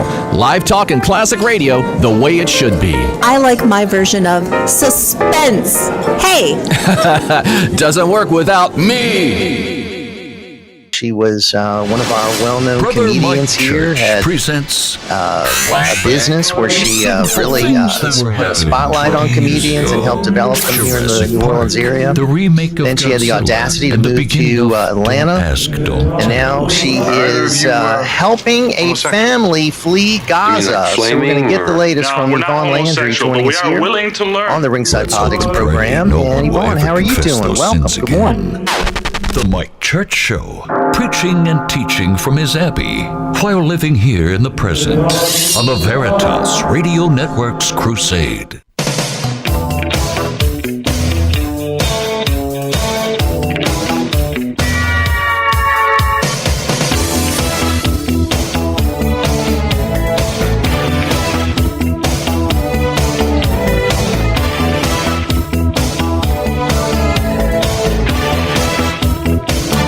Drive a million miles to be with you tonight. So if you're feeling love, turn up your radio. The words we use are strong, they make reality. But now the music's on. Well, baby, dance with me. Yeah.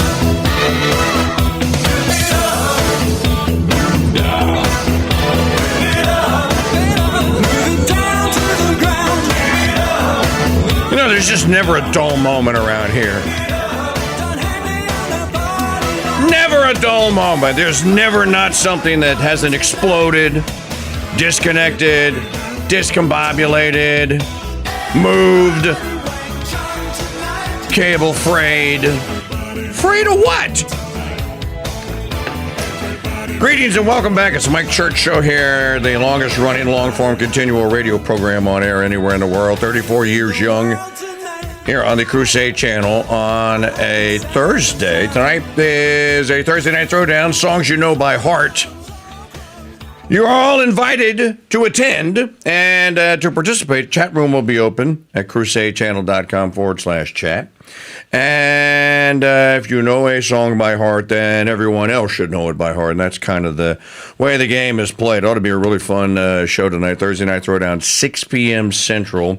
That is 7 on the East Coast, or 7 Eastern time, as they say. Okay. I'm pretty sure that Arthur can hear me, but I don't know if we're going to be able to hear Arthur. Hear me? Wait! Dude, yes, I hear you. Talk. All right, very good. There is a God. There is a God.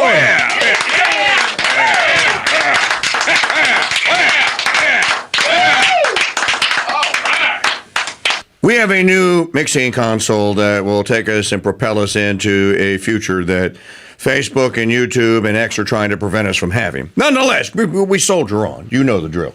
And we had StreamYard wired to a input called StreamYard. Well, somehow in the frantic, in the free-for-all that was two mornings ago to get an errant wiring corrected to make it not errant, some names might have gotten changed. So we just deduced that, well, we can see that there's a wire there. It's just mislabeled. So it's not mislabeled anymore. So here we are. We have Arthur from Arthuriana. He does not have Little John with him, though. Is Little John not allowed inside? Little John's not allowed inside. He's also getting more rowdy. So my routine these days I let him out in the morning, and then he comes back in the evening. And so yesterday, he was out all day. I went outside at about 4 o'clock, and I started calling for him and looking around. Sometimes I can see him on the trees, and if I have a pecan with me, he'll come down and he'll take it.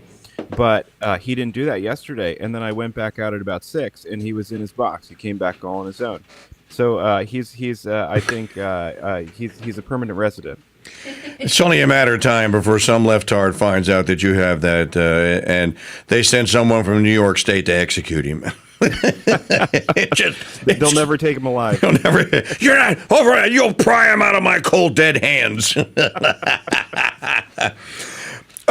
You didn't write about this, or I didn't see that you wrote about it, but you are a political animal, so you have to have a view of some sort on your old boss, Tucker Carlson, from the days at the Daily Caller. They're trying, if I'm reading this correctly, the neocons think that they can take Tucker out.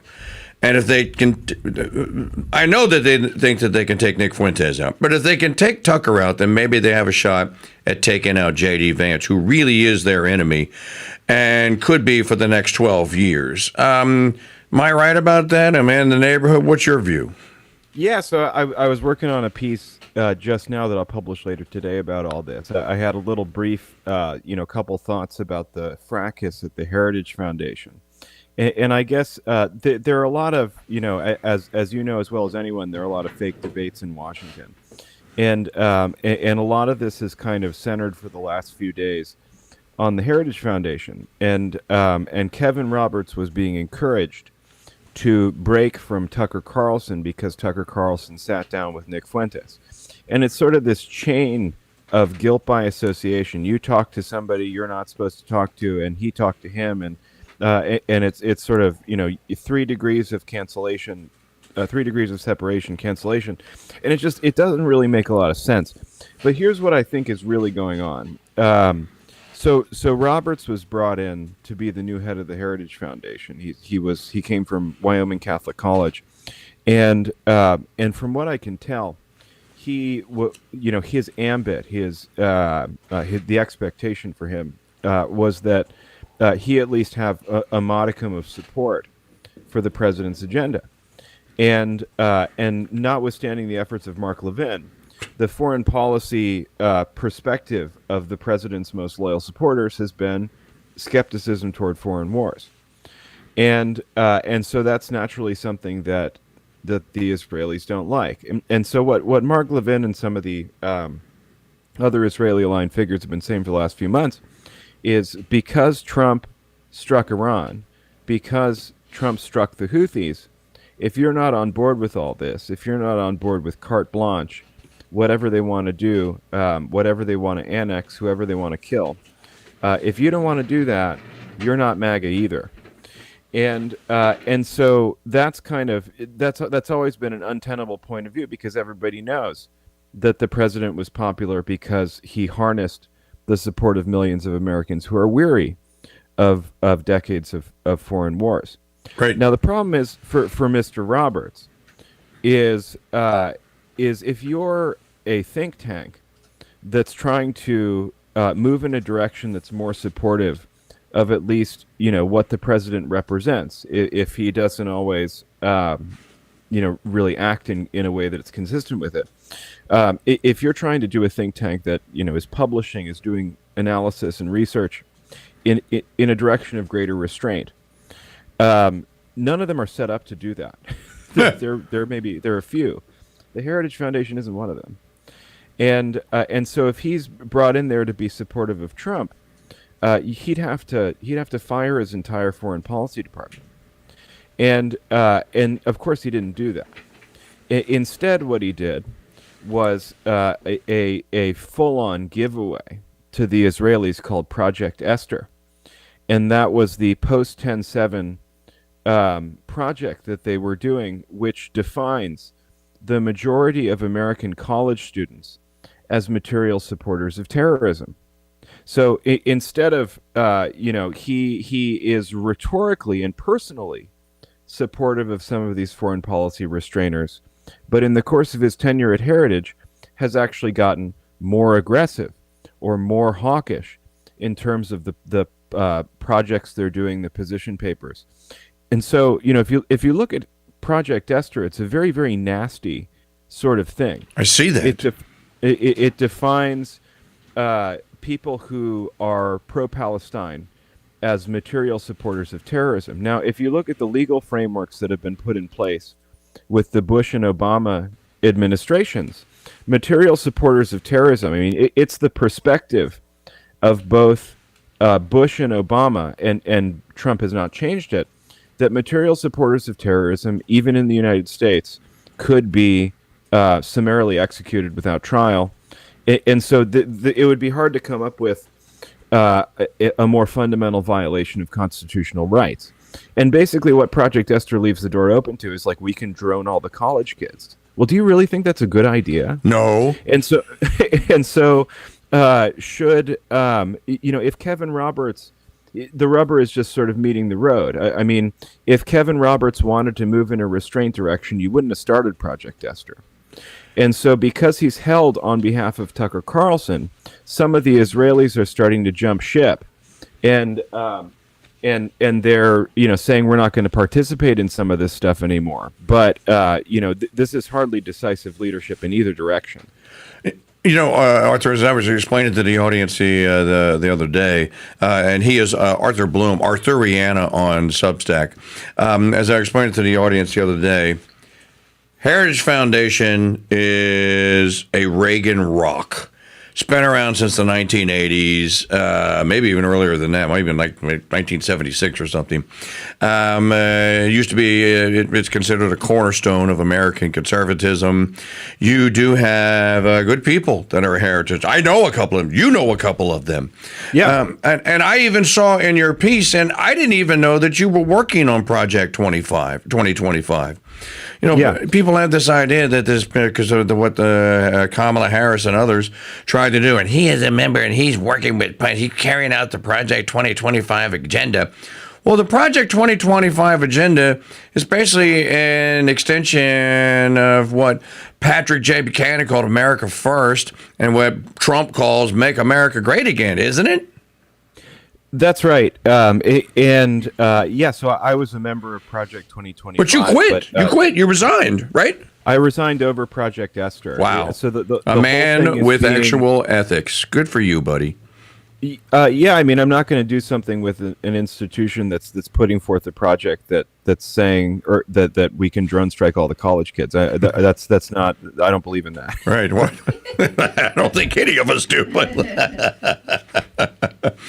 so again, the Heritage Foundation. The reason, as I understand it, Arthur, the reason that the Heritage Foundation got involved in this at all is because there is a donation wing or some sort of a program that has Tucker Carlson endorses or is a part of, where, because Heritage is a nonprofit, it's 501c3. So there's a lot of fundraising that goes on, and Tucker was a fundraiser. The way it works, if people for people that don't know, Heritage has the fellows and the scholars, the big building. It has the lecture room and the lecture hall. It's into college campuses. It puts the newsletter out every month. It does a lot of things. It advises on policy, it courts members of Congress and what have you here. While it's doing all this, it's raising funds. And they have associate fellows, like you were probably an associate fellow for the 2025. Tucker Carlson is an associate fellow of some sorts, and they had a fundraising page where if you went there, you went to go make a donation to the Heritage Foundation, you would see Tucker giving an address in one of the halls or the presentation rooms or amphitheaters or auditoriums that is in the Heritage building. That's how the kind of Heritage got connected to that, with people saying Tucker is involved with Heritage. You have to denounce him because he's normalized Nick Fuentes. The last I saw, they had removed Tucker from Tucker's page. That's right. There are a couple of other things here too, which is that probably in connection with making him a fellow, they became a big advertiser on his show, and so they Tucker would have been getting a substantial amount of money from the Heritage Foundation also because of the advertisers. So the whole structure of this, that Tucker's talked to a naughty person, and so we have to go after his advertisers. This is, of course, exactly what these like woke capitalism campaigns of cancellation of the last decade were about. And so a lot of this stuff, whether it's like Title IX or DEI, all of that has expanded a lot in the last couple of years, but the fight against it is substantially led by the Israelis, who, and so the way I've been kind of describing this is that first, when it comes to kind of group set-asides, the very first one in terms of getting into the public schools, in terms of policing bigotry, these sorts of things. A lot of this started after the Second World War, and the ADL ramped up. I'm describing that neutrally. I think there's a case to be made for some of it, and then that moves into women and black people, and now transgender and all this. And so it's all just become this very unwieldy thing, and it's sort of collapsing. And so you look at the fight against DEI being led by some of these very Israeli institutions, and you start to wonder whether what's really going on is that those specific set-asides, those special privileges, that special treatment, you all thought you got to have that, but actually that's just for us, right? And so that seems like it's kind of untenable also. And then also, the people who are criticizing Tucker for his decision to talk to Fuentes, I've read a number of the articles that were, criticizing him about that, including from Rod Dreher and some others. And look, I'm not going to defend some of the things Fuentes has said, but I guess what they imagine is if Tucker had him on and just because a lot of them, they understand it's not really defensible to say you can't talk to this guy because he's got a huge audience and he speaks for a lot of these like disaffected young men. But what they're criticizing Tucker for is, this is a very savvy interviewer and he has the ability to do really tough interviews. He really should have done one with Fuentes. But the problem with that is, being a tough interviewer, that skill is useful when you're talking to somebody who regularly lies. It's useful for like nailing a politician to the wall. It's harder when you have somebody who just very freely says all these offensive things. He believes them, and he thinks that they're true. Right. And so the style that Tucker is famous for it's not exactly right for the task, right? And then also they imagined it's as if they imagined that if Tucker had gone on there and like wagged his finger and done like sort of a Nurse Ratched act, that his followers would have been like, I've seen the light. I turn off Fuentes, turn on Tucker, right? That's not how things like really work. And again, this is not making any statement of any kind about the views of either one. This is just sort of about how these interviews like work. And so now we've got so the interview happened, and Kevin Roberts first put out a video saying, "I'm not disavowing Tucker. I'm not disavowing this guy for failing to disavow this other guy who talked to this other guy." It's a little bit, it'll make your head spin. 6 degrees of disavowalment. Right. And so after that, he's now been forced to wear his hair shirt in front of the whole staff. And you say, I was very, very wrong for defending this guy I know very well. And the guy, the chief of staff, who asked him to do that initial video, and presumably, was involved with the script or whatever, has been demoted and has now resigned. And Newhouse, right? That's right, Ryan Newhouse. Ryan Newhouse. And the thing about that is, like, this guy's now got the stink on him, And the thing is, the Israelis are going to mark that guy. They're going to blacklist him, and they're going to mess with him, because that's what they do. And so there are now multiple staffers, young, talented guys, who are in the crosshairs, and Kevin Roberts is failing to defend them. And so that's where Kevin Roberts is really dropping the ball. It doesn't have anything to do with Fuentes. It doesn't have anything to do with, like, MAGA or the Israelis. It's about standing by your guys.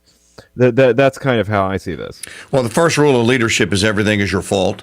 So you just take the blame and say, hey, man, I didn't tell Tucker to do that interview. He did that interview. And I'm not going to denounce that he shouldn't have done it. But he could, as you said, he could have done this, he could have done that. I think that's a lot of Sunday morning or Monday morning quarterbacking, and I especially don't like the way that Dreher is doing it. Dreher has too much talent to be using it in the manner in which he's using it, and now Dreher's cozying up with Shapiro, and I'm like, you might have seen my tweet. I'm blocked from most people. Maybe you could see it. I mean, Rod, you're one of the most talented people out there. You should know better than turning people to Shapiro, to a man that has said multiple times Jesus was nothing more than a petty thief and got executed for his troubles here. I don't care what he does after that. He's a priori wronged him. If he's wrong about the most important thing, I don't trust him on most anything else. I'm sure you could find another source. But then, you have this whole Daily Wire thing that looks to me. Now, I just saw the speaker lineup for America Fest 2025. I cannot tell the difference between America Fest 2025 from TPUSA and America Fest 2025 Daily Wire. There's no difference. As a matter of fact, it almost looks like the Daily Wire is putting the talent up for America Fest. So Charlie has left this vacuum that has been left. Whoever conceived of assassinating Charlie thought it through, and it looks to me like things are playing out the way that they probably thought that they would. Yeah, I mean, and we could talk a little bit about how the Daily Wire's cash is ultimately Chinese, but the piece when it comes to discussing this issue, I like Rod, but he has a little bit of like a butterfly sort of mind. He goes and follows whatever like hate object that's been put in front of him on any given day. And so, the way I've been trying to encourage people to think about this is, the fight now at Heritage has been about, the phrase Christian Zionism has been brought up. Right. Now, for Catholics, it has been defined and denounced by the Latin Patriarch of Jerusalem. So within the proper bounds, it's acceptable for a Catholic to believe that Christian Zionism is heretical, and so you have these Jewish groups expressing vicarious outrage at the Heritage Foundation for Tucker Carlson having a problem with Christian Zionism, and like, look,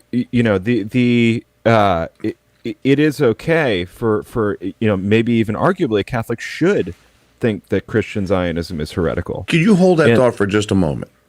Yep. You're going to take a quick time out. You can hold, right? I keep my camera was over there, so I keep pointing over there. You can hold. Arthur says yes.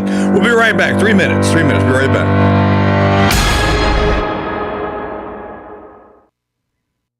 In a world more and more infiltrated with fake news, AI-generated slop, isn't it great knowing that Crusade Channel News is still researched, written, and performed by actual humans? Hey, what are you doing in here? Oh no! Get your hands off of me! You chipped my chip. Boys, break it up! Jeez. Catch Crusade Channel News weekday mornings on the Crusade Channel. Live talk and podcast radio the way it should be. No AI was harmed in the making of this radio content. We hope to next time. Hello, Crusaders. I'm Janet Huxley at the Crusade Channel News Desk with your Crusade Crucials for Thursday, November 6th, 2025. This report is brought to you by Capuchin Holy Roast Coffee, a blend personally crafted by Mike Church, made from South American and Africa's finest gourmet coffee beans and roasted to perfection. Available in whole bean or ground. Pick up a bag or 6 today at shop.mikechurch.com. In the market report, the Dow was up 0.48% and the S&P as well, 0.37%. NASDAQ also climbed 0.65%. Today is National Saxophone Day. Born on November 6th of 1814, Adolphe Sax invented many musical instruments, including the saxophone. Sax constructed saxophones in several sizes in the early 1840s. On June 28th of 1846, he received a 15-year patent for the instrument. The patent encompassed 14 different versions of the fundamental design, split into two categories of 7 instruments each and ranging from sopranino to contrabass. Today is also National Nachos Day, first created sometime around 1943. Our quote of the day: without the burden of afflictions, it is impossible to reach the height of grace. The gift of grace increases as the struggle increases. Saint Rose of Lima. And our saint of the day is Saint Leonard of Noblack. You're listening to Crusade Channel News. Okay, please enter the 9-digit 2-step authorization code we just emailed you. Jeez. What do you mean, prove I'm human? Okay, that's a car. That's a car. That's a car. Those are not cars. Please try again. Oh my gosh. I'll show you. Try again, stupid piece of AI mother. Here, try this. Jim, what are you doing? Good grief, man. This isn't Office Space the movie. What are you trying to do? I just wanted to send the KingDude a donation through the stupid computer. Like Trump, the KingDude makes everything better, including donating, which you can now do by mail. Mail? They still have that? Of course they do, and the KingDude's keeping the ponies running on time and in business. Just snail mail your donation to P.O. Box 400, Madisonville, Louisiana, 70447. Ha! And you can't. You're such a boomer. Me this time. And wait a minute. I know they're around here somewhere.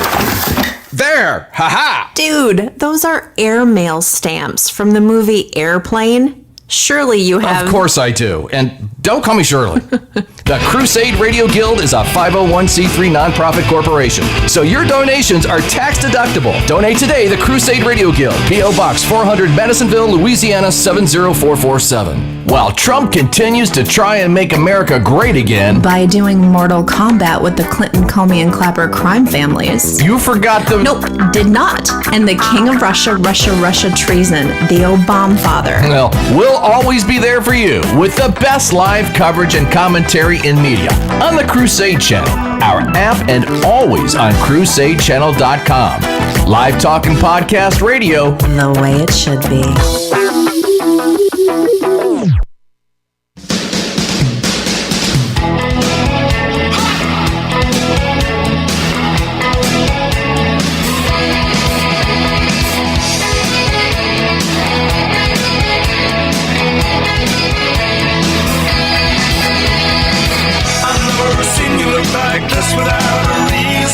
Our 10th anniversary crowdfunding super fund is open at crusadechannel.com/donate. Find it on the main donation page. It's a $10,000 goal, and we have some projects that we'd like to work on with that. Next Tuesday is 10th anniversary show. Do you have your 10th anniversary t-shirt reserved just yet? Go to crusadechannel.com shop.mikechurch.com to reserve that t-shirt. It's a beautiful one, too. Left breast imprint, big, beautiful logo on the back. Not done by AI, by the way. And find all of that. Plus, we were talking earlier about the Slaves of the Immaculate Heart. Their new book out, Spes Nostra. It's a wonderful little book. I think that Sister Marie Gabrielle wrote most of it, and we now have it in stock. It arrived yesterday, and the beautiful limited edition suede leather kind of stamped cover with the gilded pages, beautiful gilded pages, and there is a ribbon to mark your place. I think you're going to love the book. It's not a book that you have to read from cover to cover. You can kind of pick something that you are having a struggle with, and some saint has struggled with it too. and we'll offer you words of encouragement. So Spash Nostra now available also at shop.mikechurch.com, right next to the 10th anniversary t-shirts and button-down red cap shirts. We are talking with Arthur Bloom from Arthuriana on Substack. You can subscribe to that Substack. It is arthuriana.substack.com. And you were mentioning before we went to the timeout, you had mentioned something about the Daily Wire's funding, and that you were saying they're being funded by the Chinese. The only other person that I've heard say that is, who else told us that? Was it George? Who else told us that? I think it was George. It might have been George Webb. Somebody else. I've only heard two people. You're one of them. Say that the Daily Wire has China money. How do you get China money and not say that it's China money? Well, here's how it works. I mean, the chief startup funders for the Daily Wire were the natural gas billionaires, the Wilkes brothers. Oh, and the Wilkes brothers are, and this is a word I try not to use because how it's often misinterpreted. But they are the type of Christians that you could call Judaizers. There are a number of practices they engage in their sect that are not historically part of how Christians practice their religion. They call God Yahweh, these sorts of things, and so they're part of this unusual cult. And then they sold their natural gas operations to the Chinese. And some of that money, was used to start the Daily Wire. And so, if you look at these economic relationships between China and Israel, the way the word I've been using when I write about this is chisreel, the way payments get made to do certain things. Another example of it is, of course, the Chinese casino of Miriam Adelson. The kind of the way that China and Israel intersect. And there are a lot of examples of this sort of thing on the American right.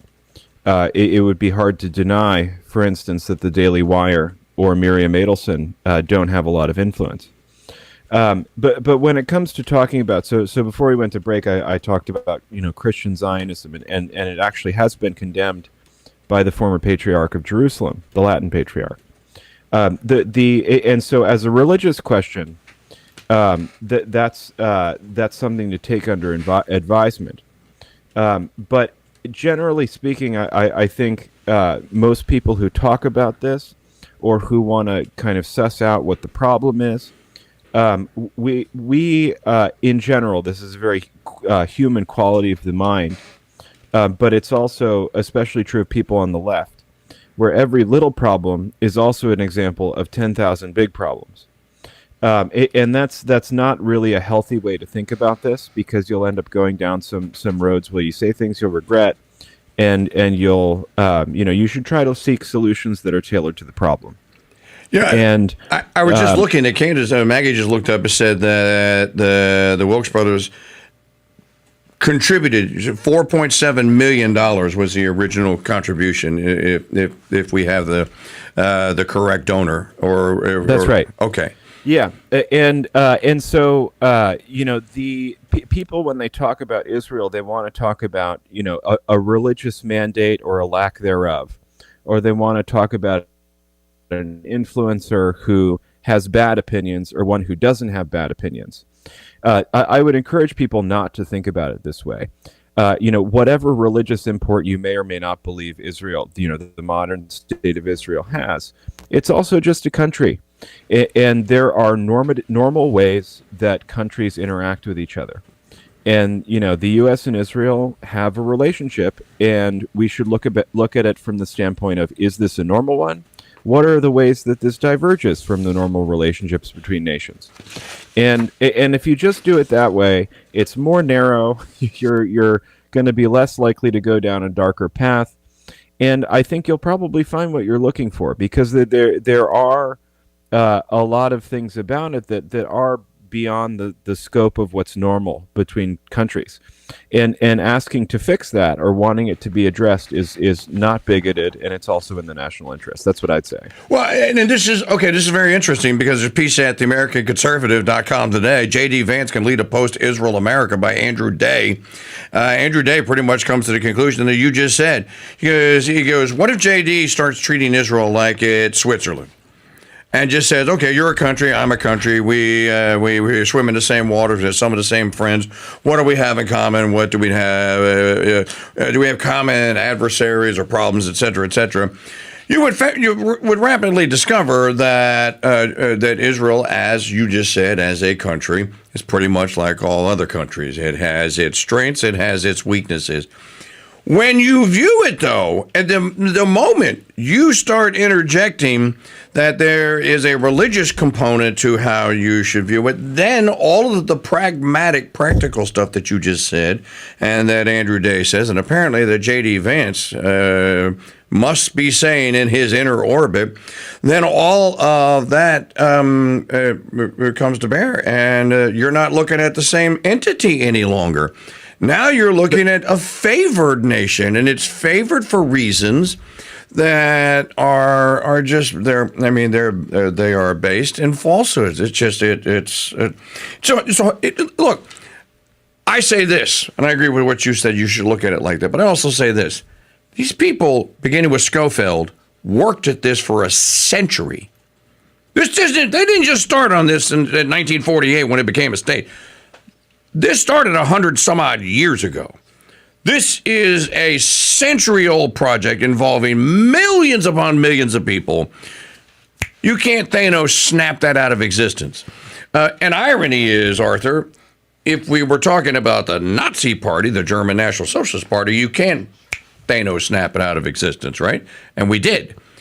The antithesis to it, though, cannot be Thanos snapped out of existence. Netanyahu's virtually his longevity as a leader is proof of just how powerful that plan and that it's almost like it's an operating system. That operating system is. That's what I would say. Yeah, and I think Netanyahu is, what makes me unpopular among the people that are kind of on the pro-Palestine side is, I think Netanyahu is not only, in many ways he is an impressive leader, and he's also a lot more moderate than some of the people that are standing behind him. And so, to the extent, I think he really has had a substantial moment of humility and maybe even a fall from grace in the last 2 years because of how disastrous the situation in Gaza has been for his country on the world stage. But at the same time, that would be cause, to my mind, to view him as more of a tragic figure than an evil one. That this is a guy whose own supporters and events have gotten beyond him. I mean, this is the guy who tried to keep Israel, while being a sincere nationalist, tried to keep Israel, within the bounds of the Jus Gentium, the community of nations. And right now, it's slipped the bounds of that, and in the minds of most people, certainly in Europe and a lot of the rest of the world, is now closer to a pariah. The world doesn't even know yet the gravity of what has happened in Gaza. Right. Because most broadcast media went, we're just not going to, okay, no, dude, we don't want any trouble. We're just not going to go. So you have Sterling Sharp, for example, with One American News. There have been people that have gone. And, of course, when they go back and they report back and they're in tears and they go, well, this is what I saw. They're denounced as, well, you're in on the fix here and you saw what you wanted to see, and et cetera. It's awful. I've seen some of what I have been privy to some. I've seen some of it. It's awful. When Trump says, you don't want to say that, you don't want to say, well, Mr. President, do something about it. Tell him to stop. You could pull the spark plug out. That engine stops. At least during your term, it stops. So right. And if we could go back to Vance for a second. Sure. Here, I think you made an argument I've been seeing in the Federalist and a number of other places that this is about the establishment trying to strike back at Trumpism. The thing is with Vance, I want to believe in him, and I think he's been saying some of the right things. What he said with respect to the U.S.-Israel relationship is good, and it's a step in the right direction. However, it's what I would probably call a cheap signal rather than a costly signal. And what I mean by that is he said, the U.S.-Israel relationship should be governed by what's best for America. That when there is agreement between us and them, then we should work with them. But when there's not, we should not. But the thing is, we're in this moment. I mean, to effectuate that point of view would imply a willingness to go against the Israelis when it's not in America's interest. And right now with Vance, that doesn't seem to be there. He's kind of been he's been more or less supportive of Netanyahu since 10/7. He did an event with the Philos Project, which is a Paul Singer-backed organization. I mean, his point of view implies an amount of friction that Vance hasn't been willing to generate. And secondly, there's, the U.S.-Israel relationship has all sorts of, aspects of it that have to do with domestic security. There's the counterintelligence problem. There's the way that they target people here. There's the way that tech companies become compromised. These sorts of things. I mean, to even effectuate the point of view that Vance has stated implies a whole host of other things that he hasn't been willing to talk about yet. And so that's, and then there's also kind of the fact that, he was writing for David Frum back in the day. There's some of this other stuff. But so, I think that, Vance has, so what I mean by cheap signal versus a costly signal, he said the right thing. He has the right sense of the direction this is heading. Right. But the next piece is some sort of significant commitment to a willingness to move it in that direction, which we haven't seen yet. Incredible. On the Dude Maker StreamYard line with Arthur Bloom from Arthuriana. Did you by any chance catch Jesse Waters' sit down with Erica Kirk? I did not. I would like to play for you and for the audience one of these clips. First time I played it here today. So it's from last night. This is number 10 here. I thought that Waters came across, remember you were saying earlier that Tucker can be a confrontational interviewer, but that it wouldn't have worked for Fuentes. Well, you're interviewing the widow of a friend of yours and someone that many people had a great affinity and a little love for. Speaking of Charlie Kirk, you're interviewing Erica Kirk. I don't know that I would have wanted to have done this interview, and I don't usually write questions down. I would have written questions down, but I thought Jesse did a pretty good job. This, to me, is the most difficult question, but it is the most fascinating. And Helen of Troy was the face that launched 1,000 ships, right? This clip here is going to be the clip that is either going to kill or launch 101 million conspiracies. Here you go. Think they've caught your husband's killer? So, something I'm so grateful for is that we have one of the most incredible teams for this case. I would never wish it upon anybody to have to go through what we are going through. To have seen the autopsy report, to have seen the different evidence portions that have been collected, I trust our team. I trust our team. The previous clip she details, it's long, it's the reason I didn't play it.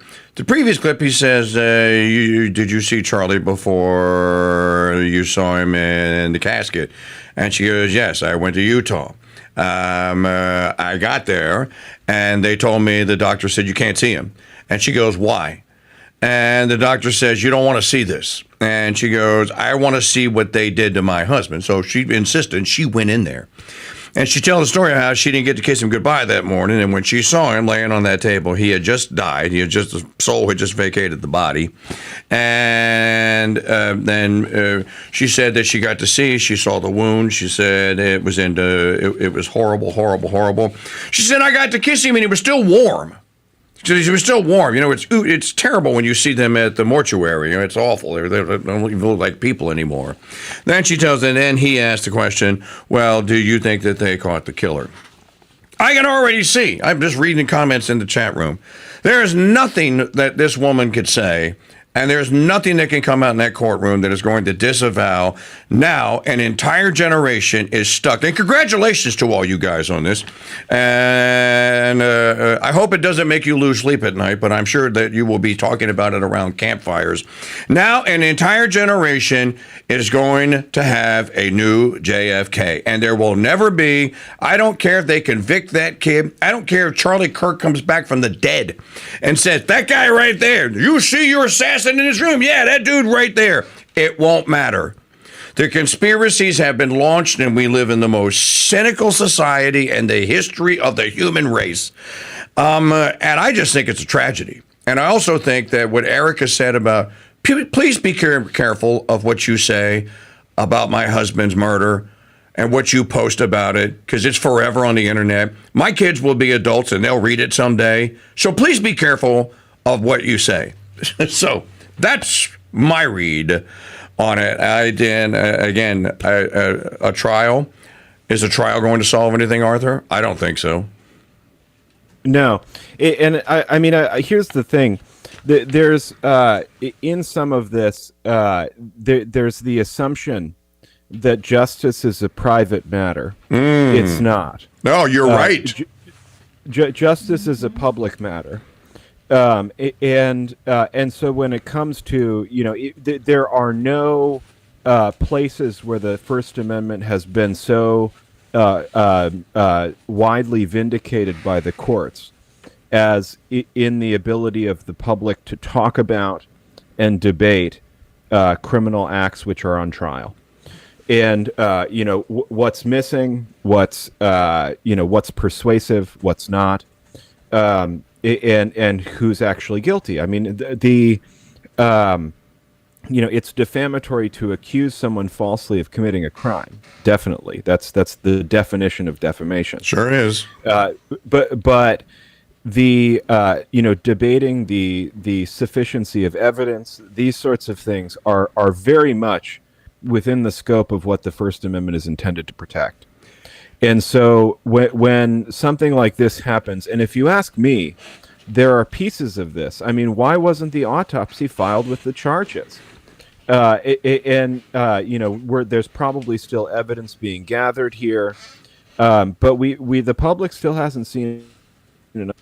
And so for Erica Kirk, there are social rules and kind of guidance about how a woman in her position should mourn, and that's not just the social expectation upon her; that's also to protect her, for people to keep people from making the inferences that I think you're talking about, and there's a certain amount of prudent quietness, and she has every right to wish to see her husband's killer brought to justice and speak publicly about that. But getting up on stage at his memorial service and saying definitively we've got him when we don't even have an autopsy, and she's now telling us she's seen it, we haven't. I don't know about that. Well, it's human nature to ask questions. I'm going to tell all of you people, if I wanted to shut this chat room down, I could turn it off right now. So stop with your little is at me. I didn't definitively say one way or the other. I said she launched 1,100. Did I not? I said she launched 101 million conspiracy theories. That's what I said. I didn't say that I'm going to bed tonight and going to swear on a stack of Bibles and call all of you names because this and that and the other. I'm just saying, it doesn't matter what happens. This is JFK. It'll never be solved. No one will ever be satisfied with any amount of evidence that is ever presented. That's all I'm saying. And I think that we have other fish that need frying, and I'm not going to spend an awful lot of time on it. I'll cover the trial, whatever comes out of it. If they convict that guy, well, then I have to say that they convicted him. But I don't know.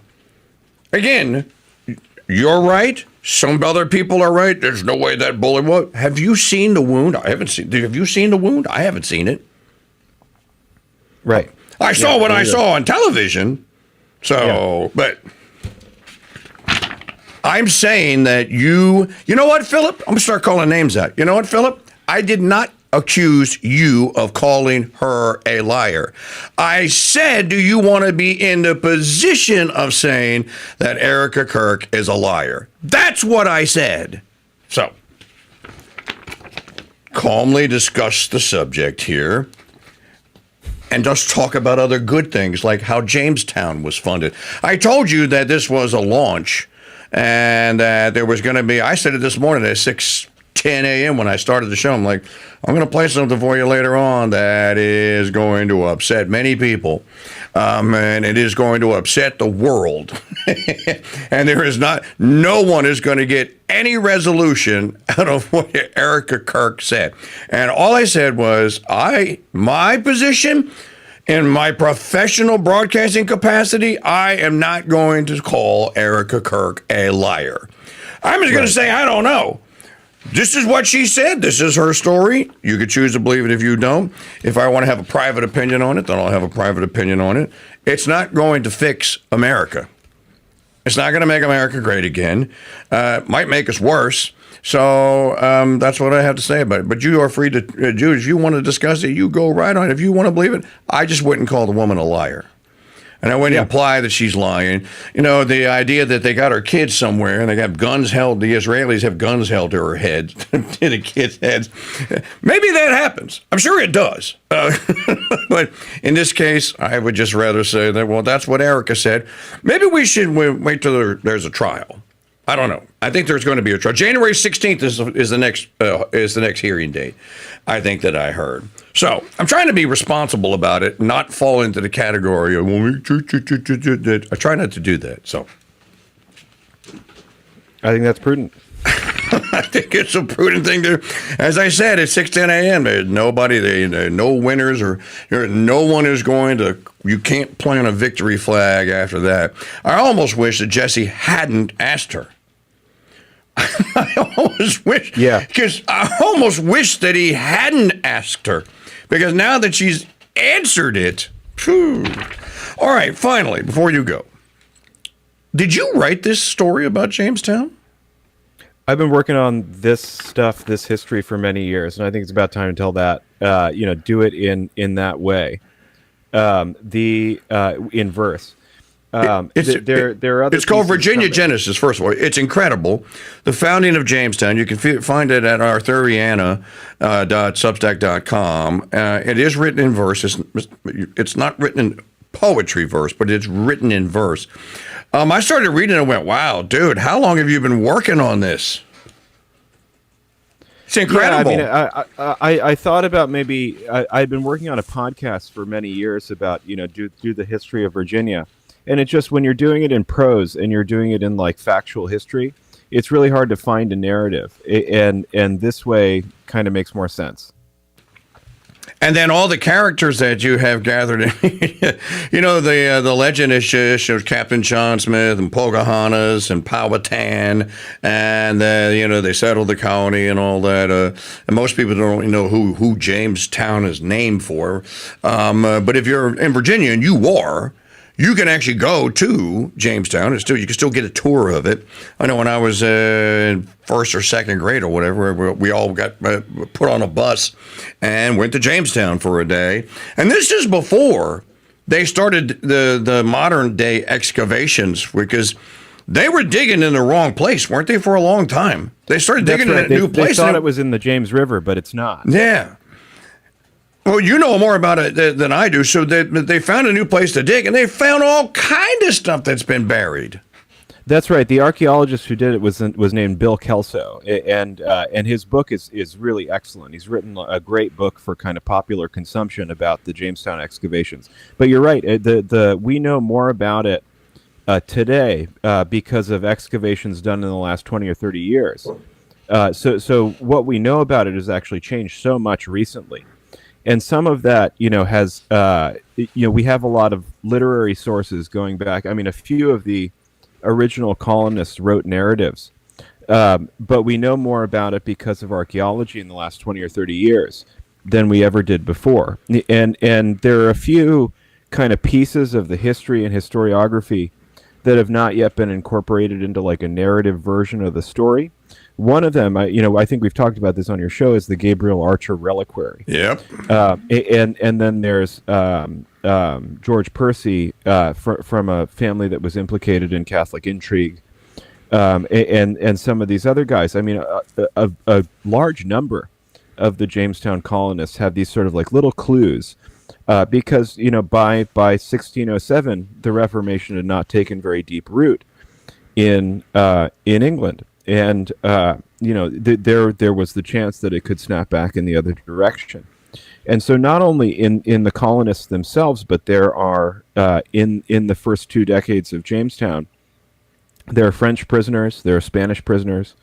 All of them would have been Catholic as well. And so that's kind of a piece of history that was sort of maybe let's just say de-emphasized in some of the more common 20th century versions of it before the recent excavations. And then second, there's a goal with some of this. There's been a rewriting of the developments of British constitutional history, also in the last 20 or 30 years. And incorporating that into the founding of America is sort of a task that has yet to be done. So that's where we're heading. Well, and there's so many interesting things about that. First of all, that period, 1607, when they first settled in Jamestown, and they first actually sailed across the sea. This would have been still in a period where you would have had recusant Catholics in England. So that's right. Prior to the glorious Constitution of 1688, you also would have had martyrs. You had a half a dozen Jesuits that had been drawn and quartered. Robert Walpole, Edmund Campion. Of course, there had been the execution of the Bishop of Rochester, St. John Fisher, St. Thomas More. You have a very nasty history in the 16th century, going all the way to the end of the 16th century and into the 17th, and England. And look, the nastiness of their history continues to this day. Right, and so the English piece, so Archer, there's the reliquary, and then there's also documentary evidence that his family paid recusancy fines. And so meaning they had to pay the fine for not attending Anglican services. And so that's not just, so he is buried with a Catholic object, and there's recusancy fines in the family. So that's actually 2 data points. And we'll never know his heart, but it's certainly a very interesting story of religious conflict there. And it's almost kind of like the story. The urban legend is that Braveheart was the character played by Mel Gibson in the movie, William Wallace, Sir William Wallace. Braveheart's not William Wallace. Braveheart is Robert the Bruce. Robert the Bruce leaves Scotland to go fight in a crusade and gets killed along the way. And he says, "Take my heart." They put it in a box and let it be known that I want, with all my heart, on behalf of Scotland, I wanted to fight in the crusade. Take it to the crusade. That's where the term Braveheart refers to Robert the Bruce. It didn't even refer to William Wallace. William Wallace is dead when Robert the Bruce decides that he's going to go fight a crusade. Kind of the same thing with, and then the English Protestant Christians settled Jamestown. I'm not so sure that story is completely accurate. As it once was said, and that may have absolutely nothing to do with the events that happened at Jamestown, but it's just fascinating that it is really the first American settlement, a continual one. There was the one in North Carolina, where they scrawled Croatan on the tree, and the Lost Colony, which if you're a child in Virginia, you learned about in 4th grade. But it is a fascinating story. I can't wait to read the rest of your verse. And what was the guy's name? What was the book that was written about the excavations? Bill Kelso is the author. That's awesome. That's fantastic. Great. I love American history. You know that. And so do you. Folks, if you're into American history, read Arthur's Substack, Arthuriana. The title of it is Virginia Genesis, the founding of Jamestown. Great work, buddy. Good job. Thank you. Thanks. All right, man. We'll see you. Wait a minute now. You're going to stop by for the 10th anniversary. Yes, that's in a couple weeks, right? Well, that's just coming Tuesday. Oh, okay. I'll give you the whole day if you're available, and you can just pick a time. 10 minutes is all you need. I have a deposition on Tuesday. I need to check the timing of it, but I'll get back to you on that. Sounds good. All right, Arthur. Thank you very much, brother. Always good to see you. Thank you. Yep, talk soon. Bye-bye. All right, folks, so there is Arthur Bloom and the Arthurian. The Jamestown poem really is really good. And he has been working on this. Gosh, what's the first time? We talked about this in the early old days of the old station and the old country. So this has been 2015 or 2016. I think he talked about it on Sirius XM. In any event, it was a great conversation with Arthur. Let's see. What else do we have on your... Maggie has so many digital media files here. So officially Nancy Pelosi, as of an hour ago, as she's done. Can you... Or you just want to give it to me and I'll read it? So Nazi Nancy Pelosi has resigned or announced that she's not going to run for re-election. She hasn't resigned. She's just not going. So Winebox Nancy is gone. Well, I think we have to, we'll do it as a news story tomorrow. We'll play Queen of Pain tomorrow. The Zion King is speaking right now about the government shutdown. To everyone, and you can't deliver. And if you were ever able to deliver, it will be to the great detriment of the very people that you lured in to vote for you. Third fact about the election on Tuesday night is that the Democrats, and you all are not writing about this, and you should be, not writing enough about it. The Democrats have now set themselves on a collision course in their own tent. If you look at Spanberger in Virginia and Sherrill in New Jersey, they tried to run as moderate pragmatists. That's how they self-described. But they will be no match for the coming communist wave taking over their party right now. The energy is on the side of the Marxists. Look no further than the top two Democrats here in Congress. We've noted this here every day. They had to bend the knee to the socialists. Hakeem Jeffries and Chuck Schumer are both from New York. The top Democrat leader in the House and the top Democrat leader in the Senate, they couldn't get around that.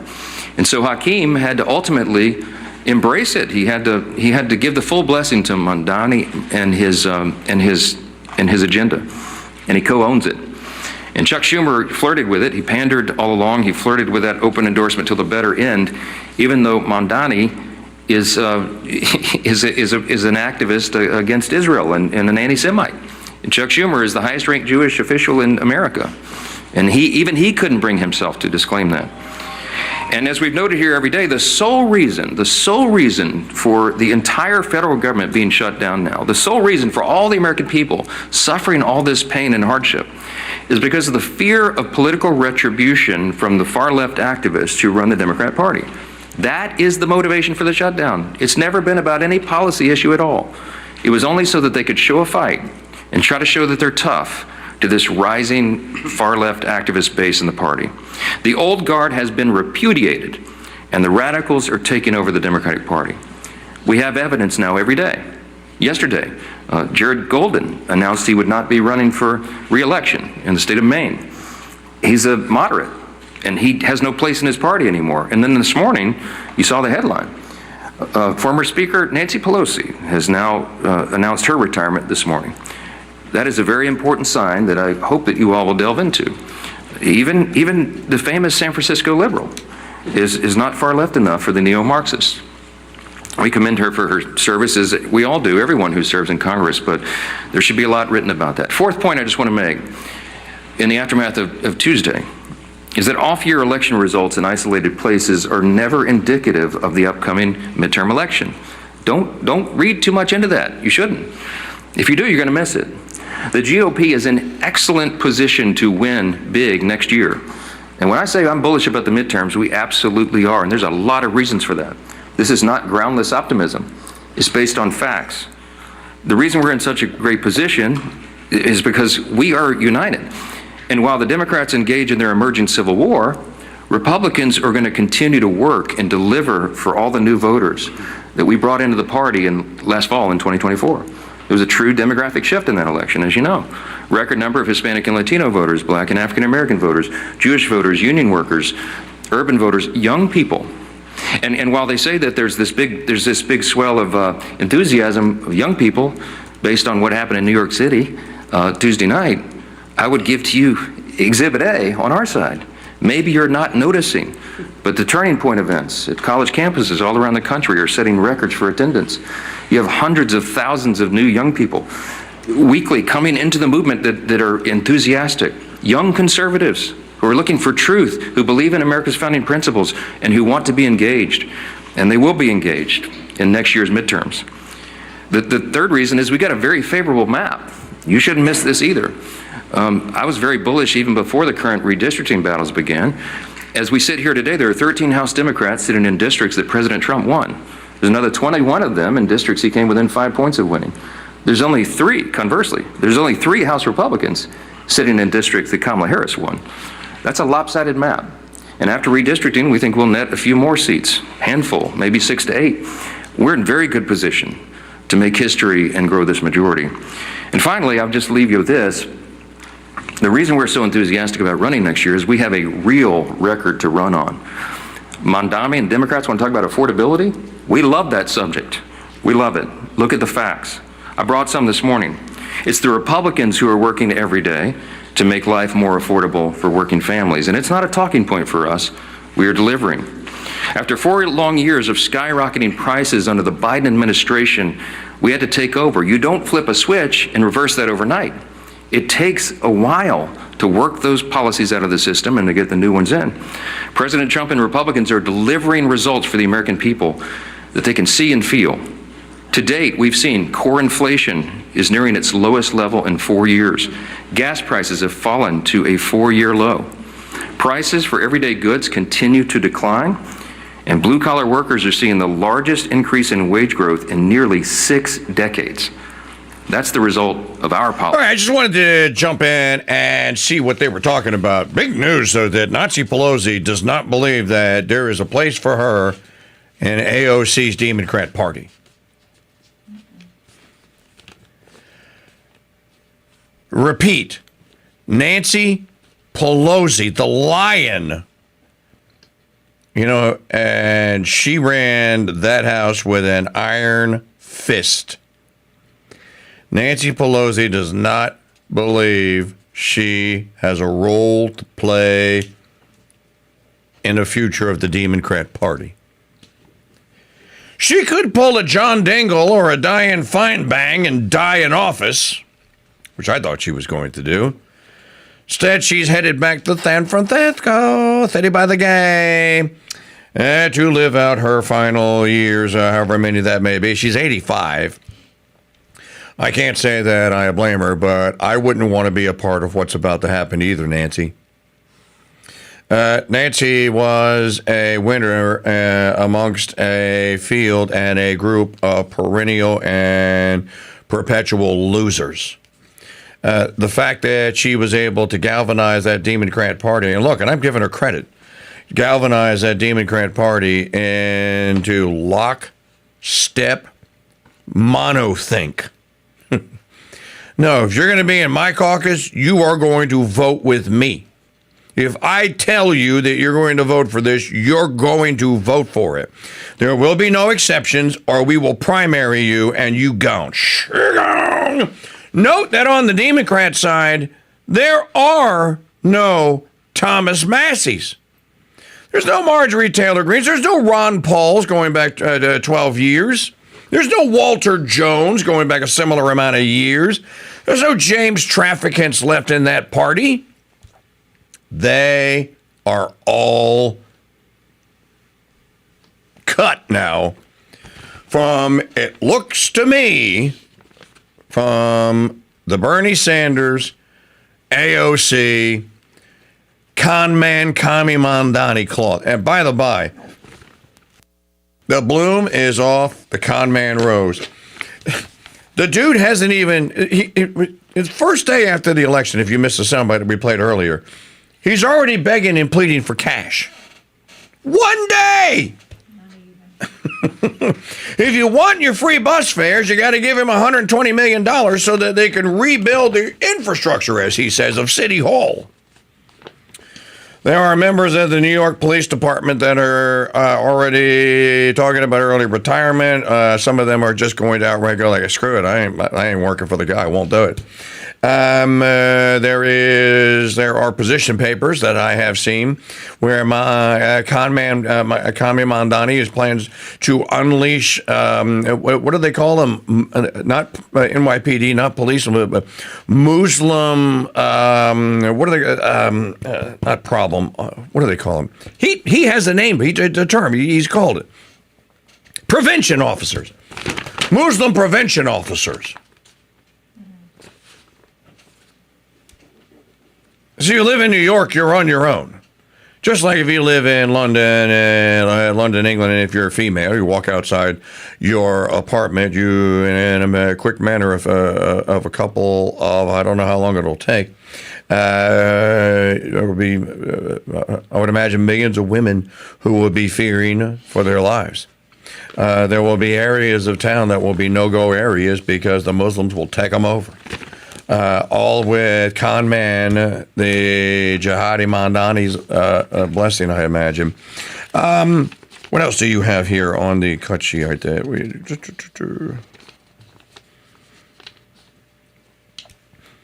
There's a lot of talk about the Supreme Court yesterday.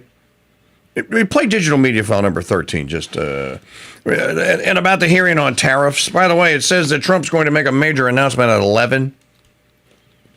So I'm assuming that's 11 Eastern, so that's 10 our time. If that is correct, we will, when news breaks out, we will break in. We will broadcast that. And I have no idea what it is. I would imagine it has something to do with economics or economy. 13. Yeah, number 13. U.S. Solicitor General John Sauer.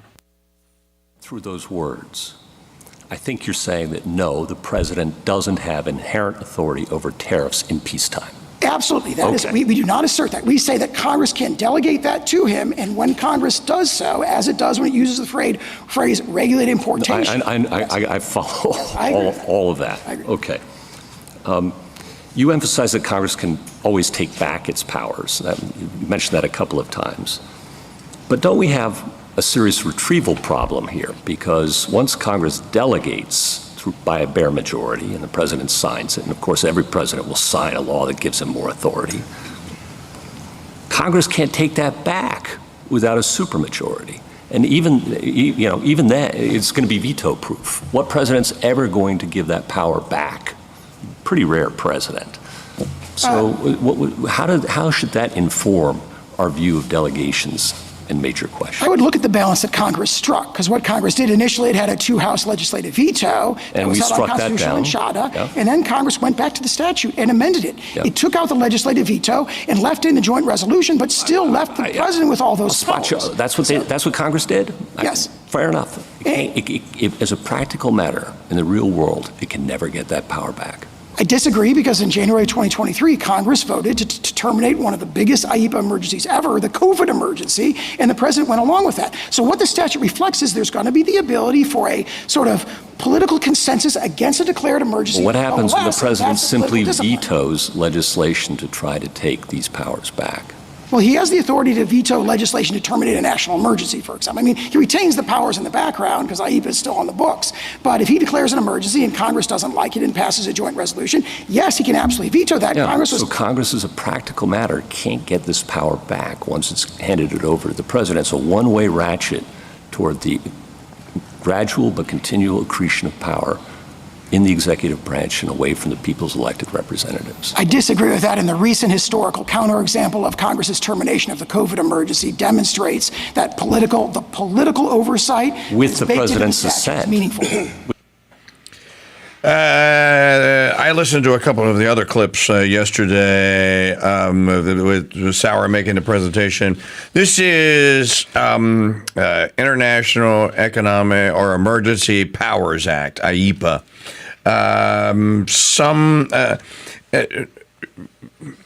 This is what, in his executive orders on the tariffs, that Trump claimed that he had the authority to pass the tariffs. An interesting thing to me, and I don't know if this came up in any of the questioning or if it'll come up in the decision, is that Congress did not act to tell Trump to stop the tariffs. Could have. Congress could have passed a simple resolution and say, we're amending our IEPA. And they've done that before. Yeah, as Sauer just said.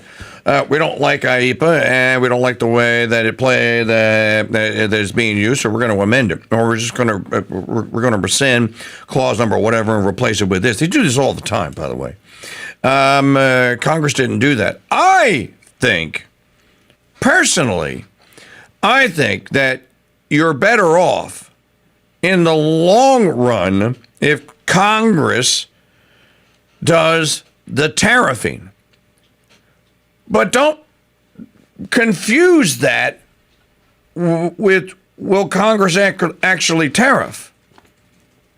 No, they won't. They gave away the United States of America's manufacturing base, about 85-90% of it, depending on whose statistics you believe. They gave it away. They never attempted to get it back. No one ever voted to send their steel mill job to the Japanese. No one ever voted to send the semiconductor manufacturing industry, take it out of California, Florida, and Texas, and send it to Taiwan and China. No one ever voted for any of this. There's not a single person that ever ran on the platform, I'm going to make your semiconductors cheaper in China. No one ever voted for this. Congress wasn't going to do a damn thing about it. Last time there was a tariff act that Congress passed, it was probably one of the worst ones, and it was NAFTA. So if you're going to have it done, there's probably the only way that it was going to get done, and it got done, was for Trump to do what he did. And you're right, Resnick. Congress is completely and totally useless. They absolutely should do this. It says it in the Constitution, Article 1, Section 8. I don't confuse with what they should do and what the Constitution says they should do and what, practically speaking, in 2025 needs to be done. So, and if the court rules for this, I don't know how that applies to all of the other tariffs. And it's inarguable to me, and this is now Economic Policy 101 and Hilary Belloc's Economics for Helen, for example. Trade policy is always meant and used to protect the country of origin workers. If you have the resources, you protect your people. It's as simple as that. Well, competition, no. I don't want to hear that libertarian nonsense, the theoretical crap about competition. Competition in other countries can be rigged. Slave labor can be employed, for example. All manner of other things can come into play. You use that power to protect your people if you have the resources. That's an end of discussion. I don't care what stupid theory anyone puts out. And then there are a bunch of them, and I've seen them all made. I just don't care. And I'll read whatever Jeffrey Tucker and Rand have to say about it. I just disagree. I think it's wrong. I think that you protect your people, that the vocation of your people employed in utilizing those natural resources that you have in abundance or can grow outweighs any benefit that you get from competing with the rest of the planet. It's your land, your resources. To me, it's just stupid. But I hear other people making the point.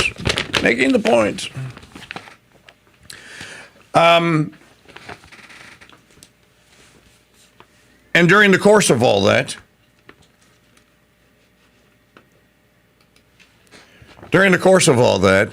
then, of course, you get out of the, who voted me? You get the Rand Paul argument. The Mises, well, do people ultimately pay the tariff? Not if you never exported the labor to begin with. It's a re-onshoring fee. Either you're going to pay it or you're not. And if you want to cry into your weak tea and not pay it and say that it causes whatever, rising prices, you can't have it both ways. Either you're going to return that labor here and Americans are going to do those jobs, and yeah, you're probably going to pay more for it. But you never should have gotten the discount to begin with. They sold your resource and your vocation down the river. That never should have happened. So let's continue to compound the original mistake because we don't want to pay the price that it will take to manufacture the good in America. I think that ultimately works itself out and works for the benefit and betterment of Americans. And I don't think that I have to go very far out on a limb to prove that. All you have to do is go look at production and what people did with their hands pre-NAFTA, pre-1970s tariffs and deals that were made to send all of America's laborers in manufacturing offshore. Where's the Magnavox 2V made at? Well, it depends on what decade you're asking. Did RCA make televisions and radios in the United States? They sure as hell did. I don't think they make it anymore. It's a stupid argument. It's a fatuous argument. No, so you're saying that I'm going to have to pay more? Yeah. Your computer's going to cost more. Yeah, it is. Ultimately, the increase in the manufacturing base and in the labor base, I hate using the term tax base, people that make things. Ultimately, that is a win for everyone. It's a win for the people that do it. It's a win for the people that buy the goods. And the other part of that, you can't run around and be saying, oh, I try to shop and buy things that are made in America. You're going to pay more for them. And most of us are okay with that. So, again, is there the libertarian argument, and it's primarily a libertarian argument, and it's just going to raise prices. Don't deny it. I don't deny that. Not going to deny it. I'm going to say that you should be, and I am willing to pay whatever that increase is in the short term. And then you know what? After a certain amount of time, it won't be an increase anymore. It'll just be what the darn thing costs. And there will either be a market for it because wages and productivity continue to rise to make it affordable, or there won't be.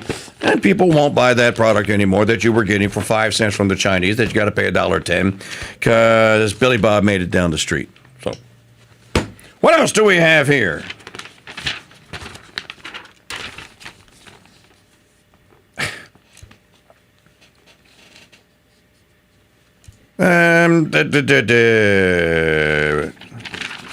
I'm just looking to see what else you have here.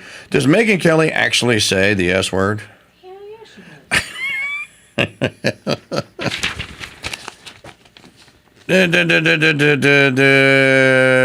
Play 22. I'm just going to, okay, there's an S-bomb in this. If there are children in the room or nearby, it's 1 minute and 29 seconds long.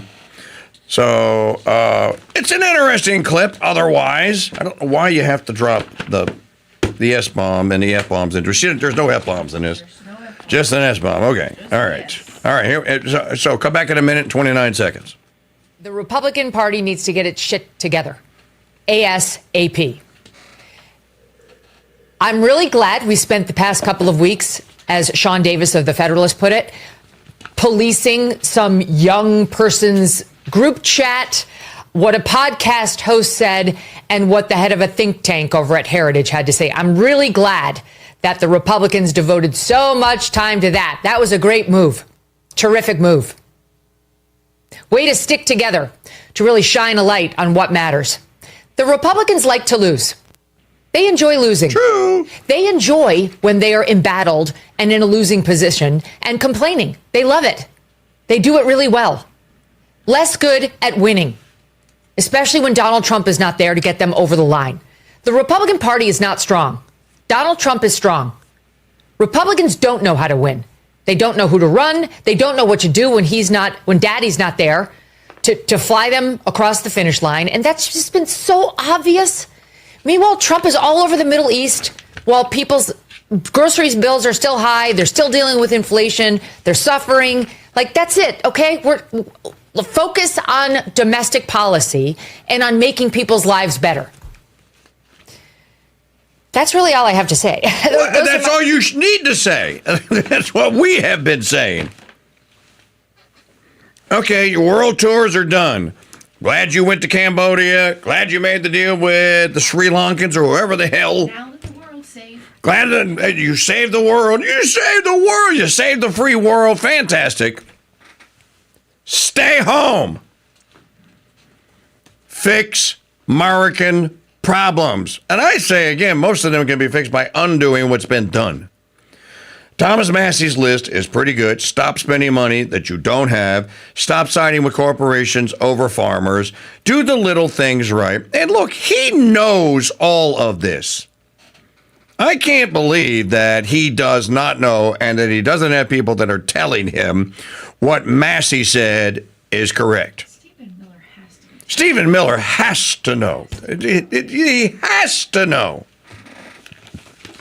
Which is why, you would hope you'd see Stephen Miller less on with Hannity, and if we were doing that kind of interviews, you'd see him more on with someone like me. They don't have to run their policy by me, and you don't need to hear it from him. I'm glad that they're out in front and they're trying to go, oh, no, we're transparent. Okay, fine. Be transparent on the right side of something. And again, this is nothing that Magdalene and I haven't been talking about. What are you doing, dude? Stop. The whole Fuentes thing is, this is a battle for the future. Okay, the future of what? The future of what? What's it a battle for the future? By the way, I invited Brother Andre Marie on this show next Wednesday. Is the date set? He agreed, so he'll come on. He's doing the next episode of Reconquest. Pope Leo XIV was asked a question, and his response was about, I'm paraphrasing, I don't think that we should call married co-redemptrix or something to that effect. Then he had someone at the Vatican write some paper up about it, and then they published it. Some people are saying, this is an ex-cathedra pronouncement here, and this is a heresy, it's against dogma, etc., etc.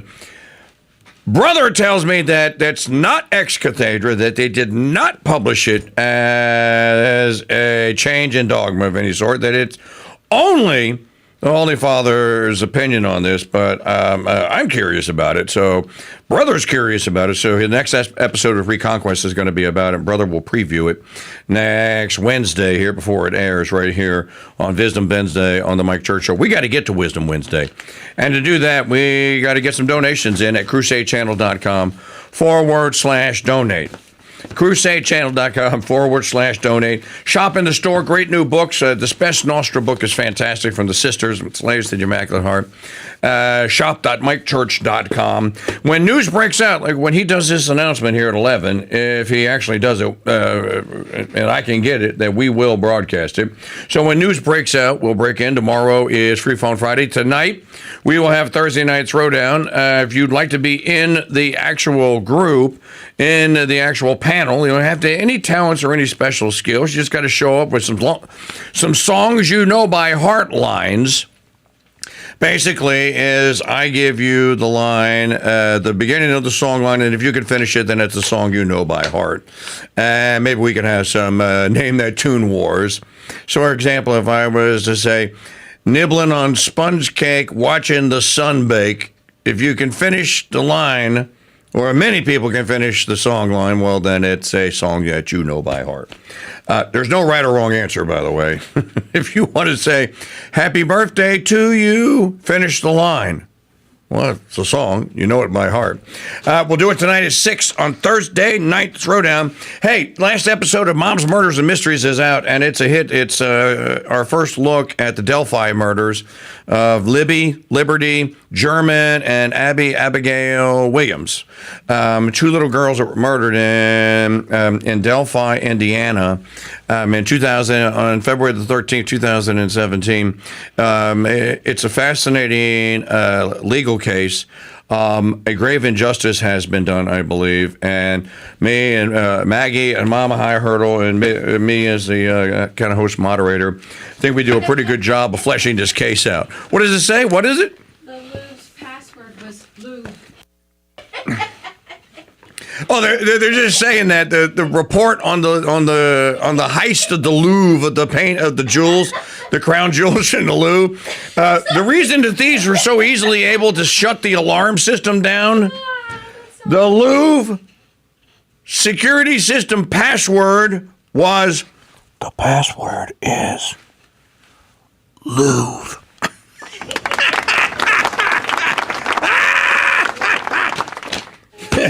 So the password was set by a Democrat. Password on my Wi-Fi. What the hell? Password on my Wi-Fi is There's so many people go, hey, set your password. No, don't write password. Thanks for listening today. Get your 10th anniversary Crusade channel celebratory T-shirts and button-down red cap shirts in the Founders Trading Post or along with Splash Nostra. We got a brand new order of El Rey do Corona, Manchipia Maria cigars coming in too as well. So all that is there for you. Shop.mikechurch.com. Donations today. Please be as generous as you can.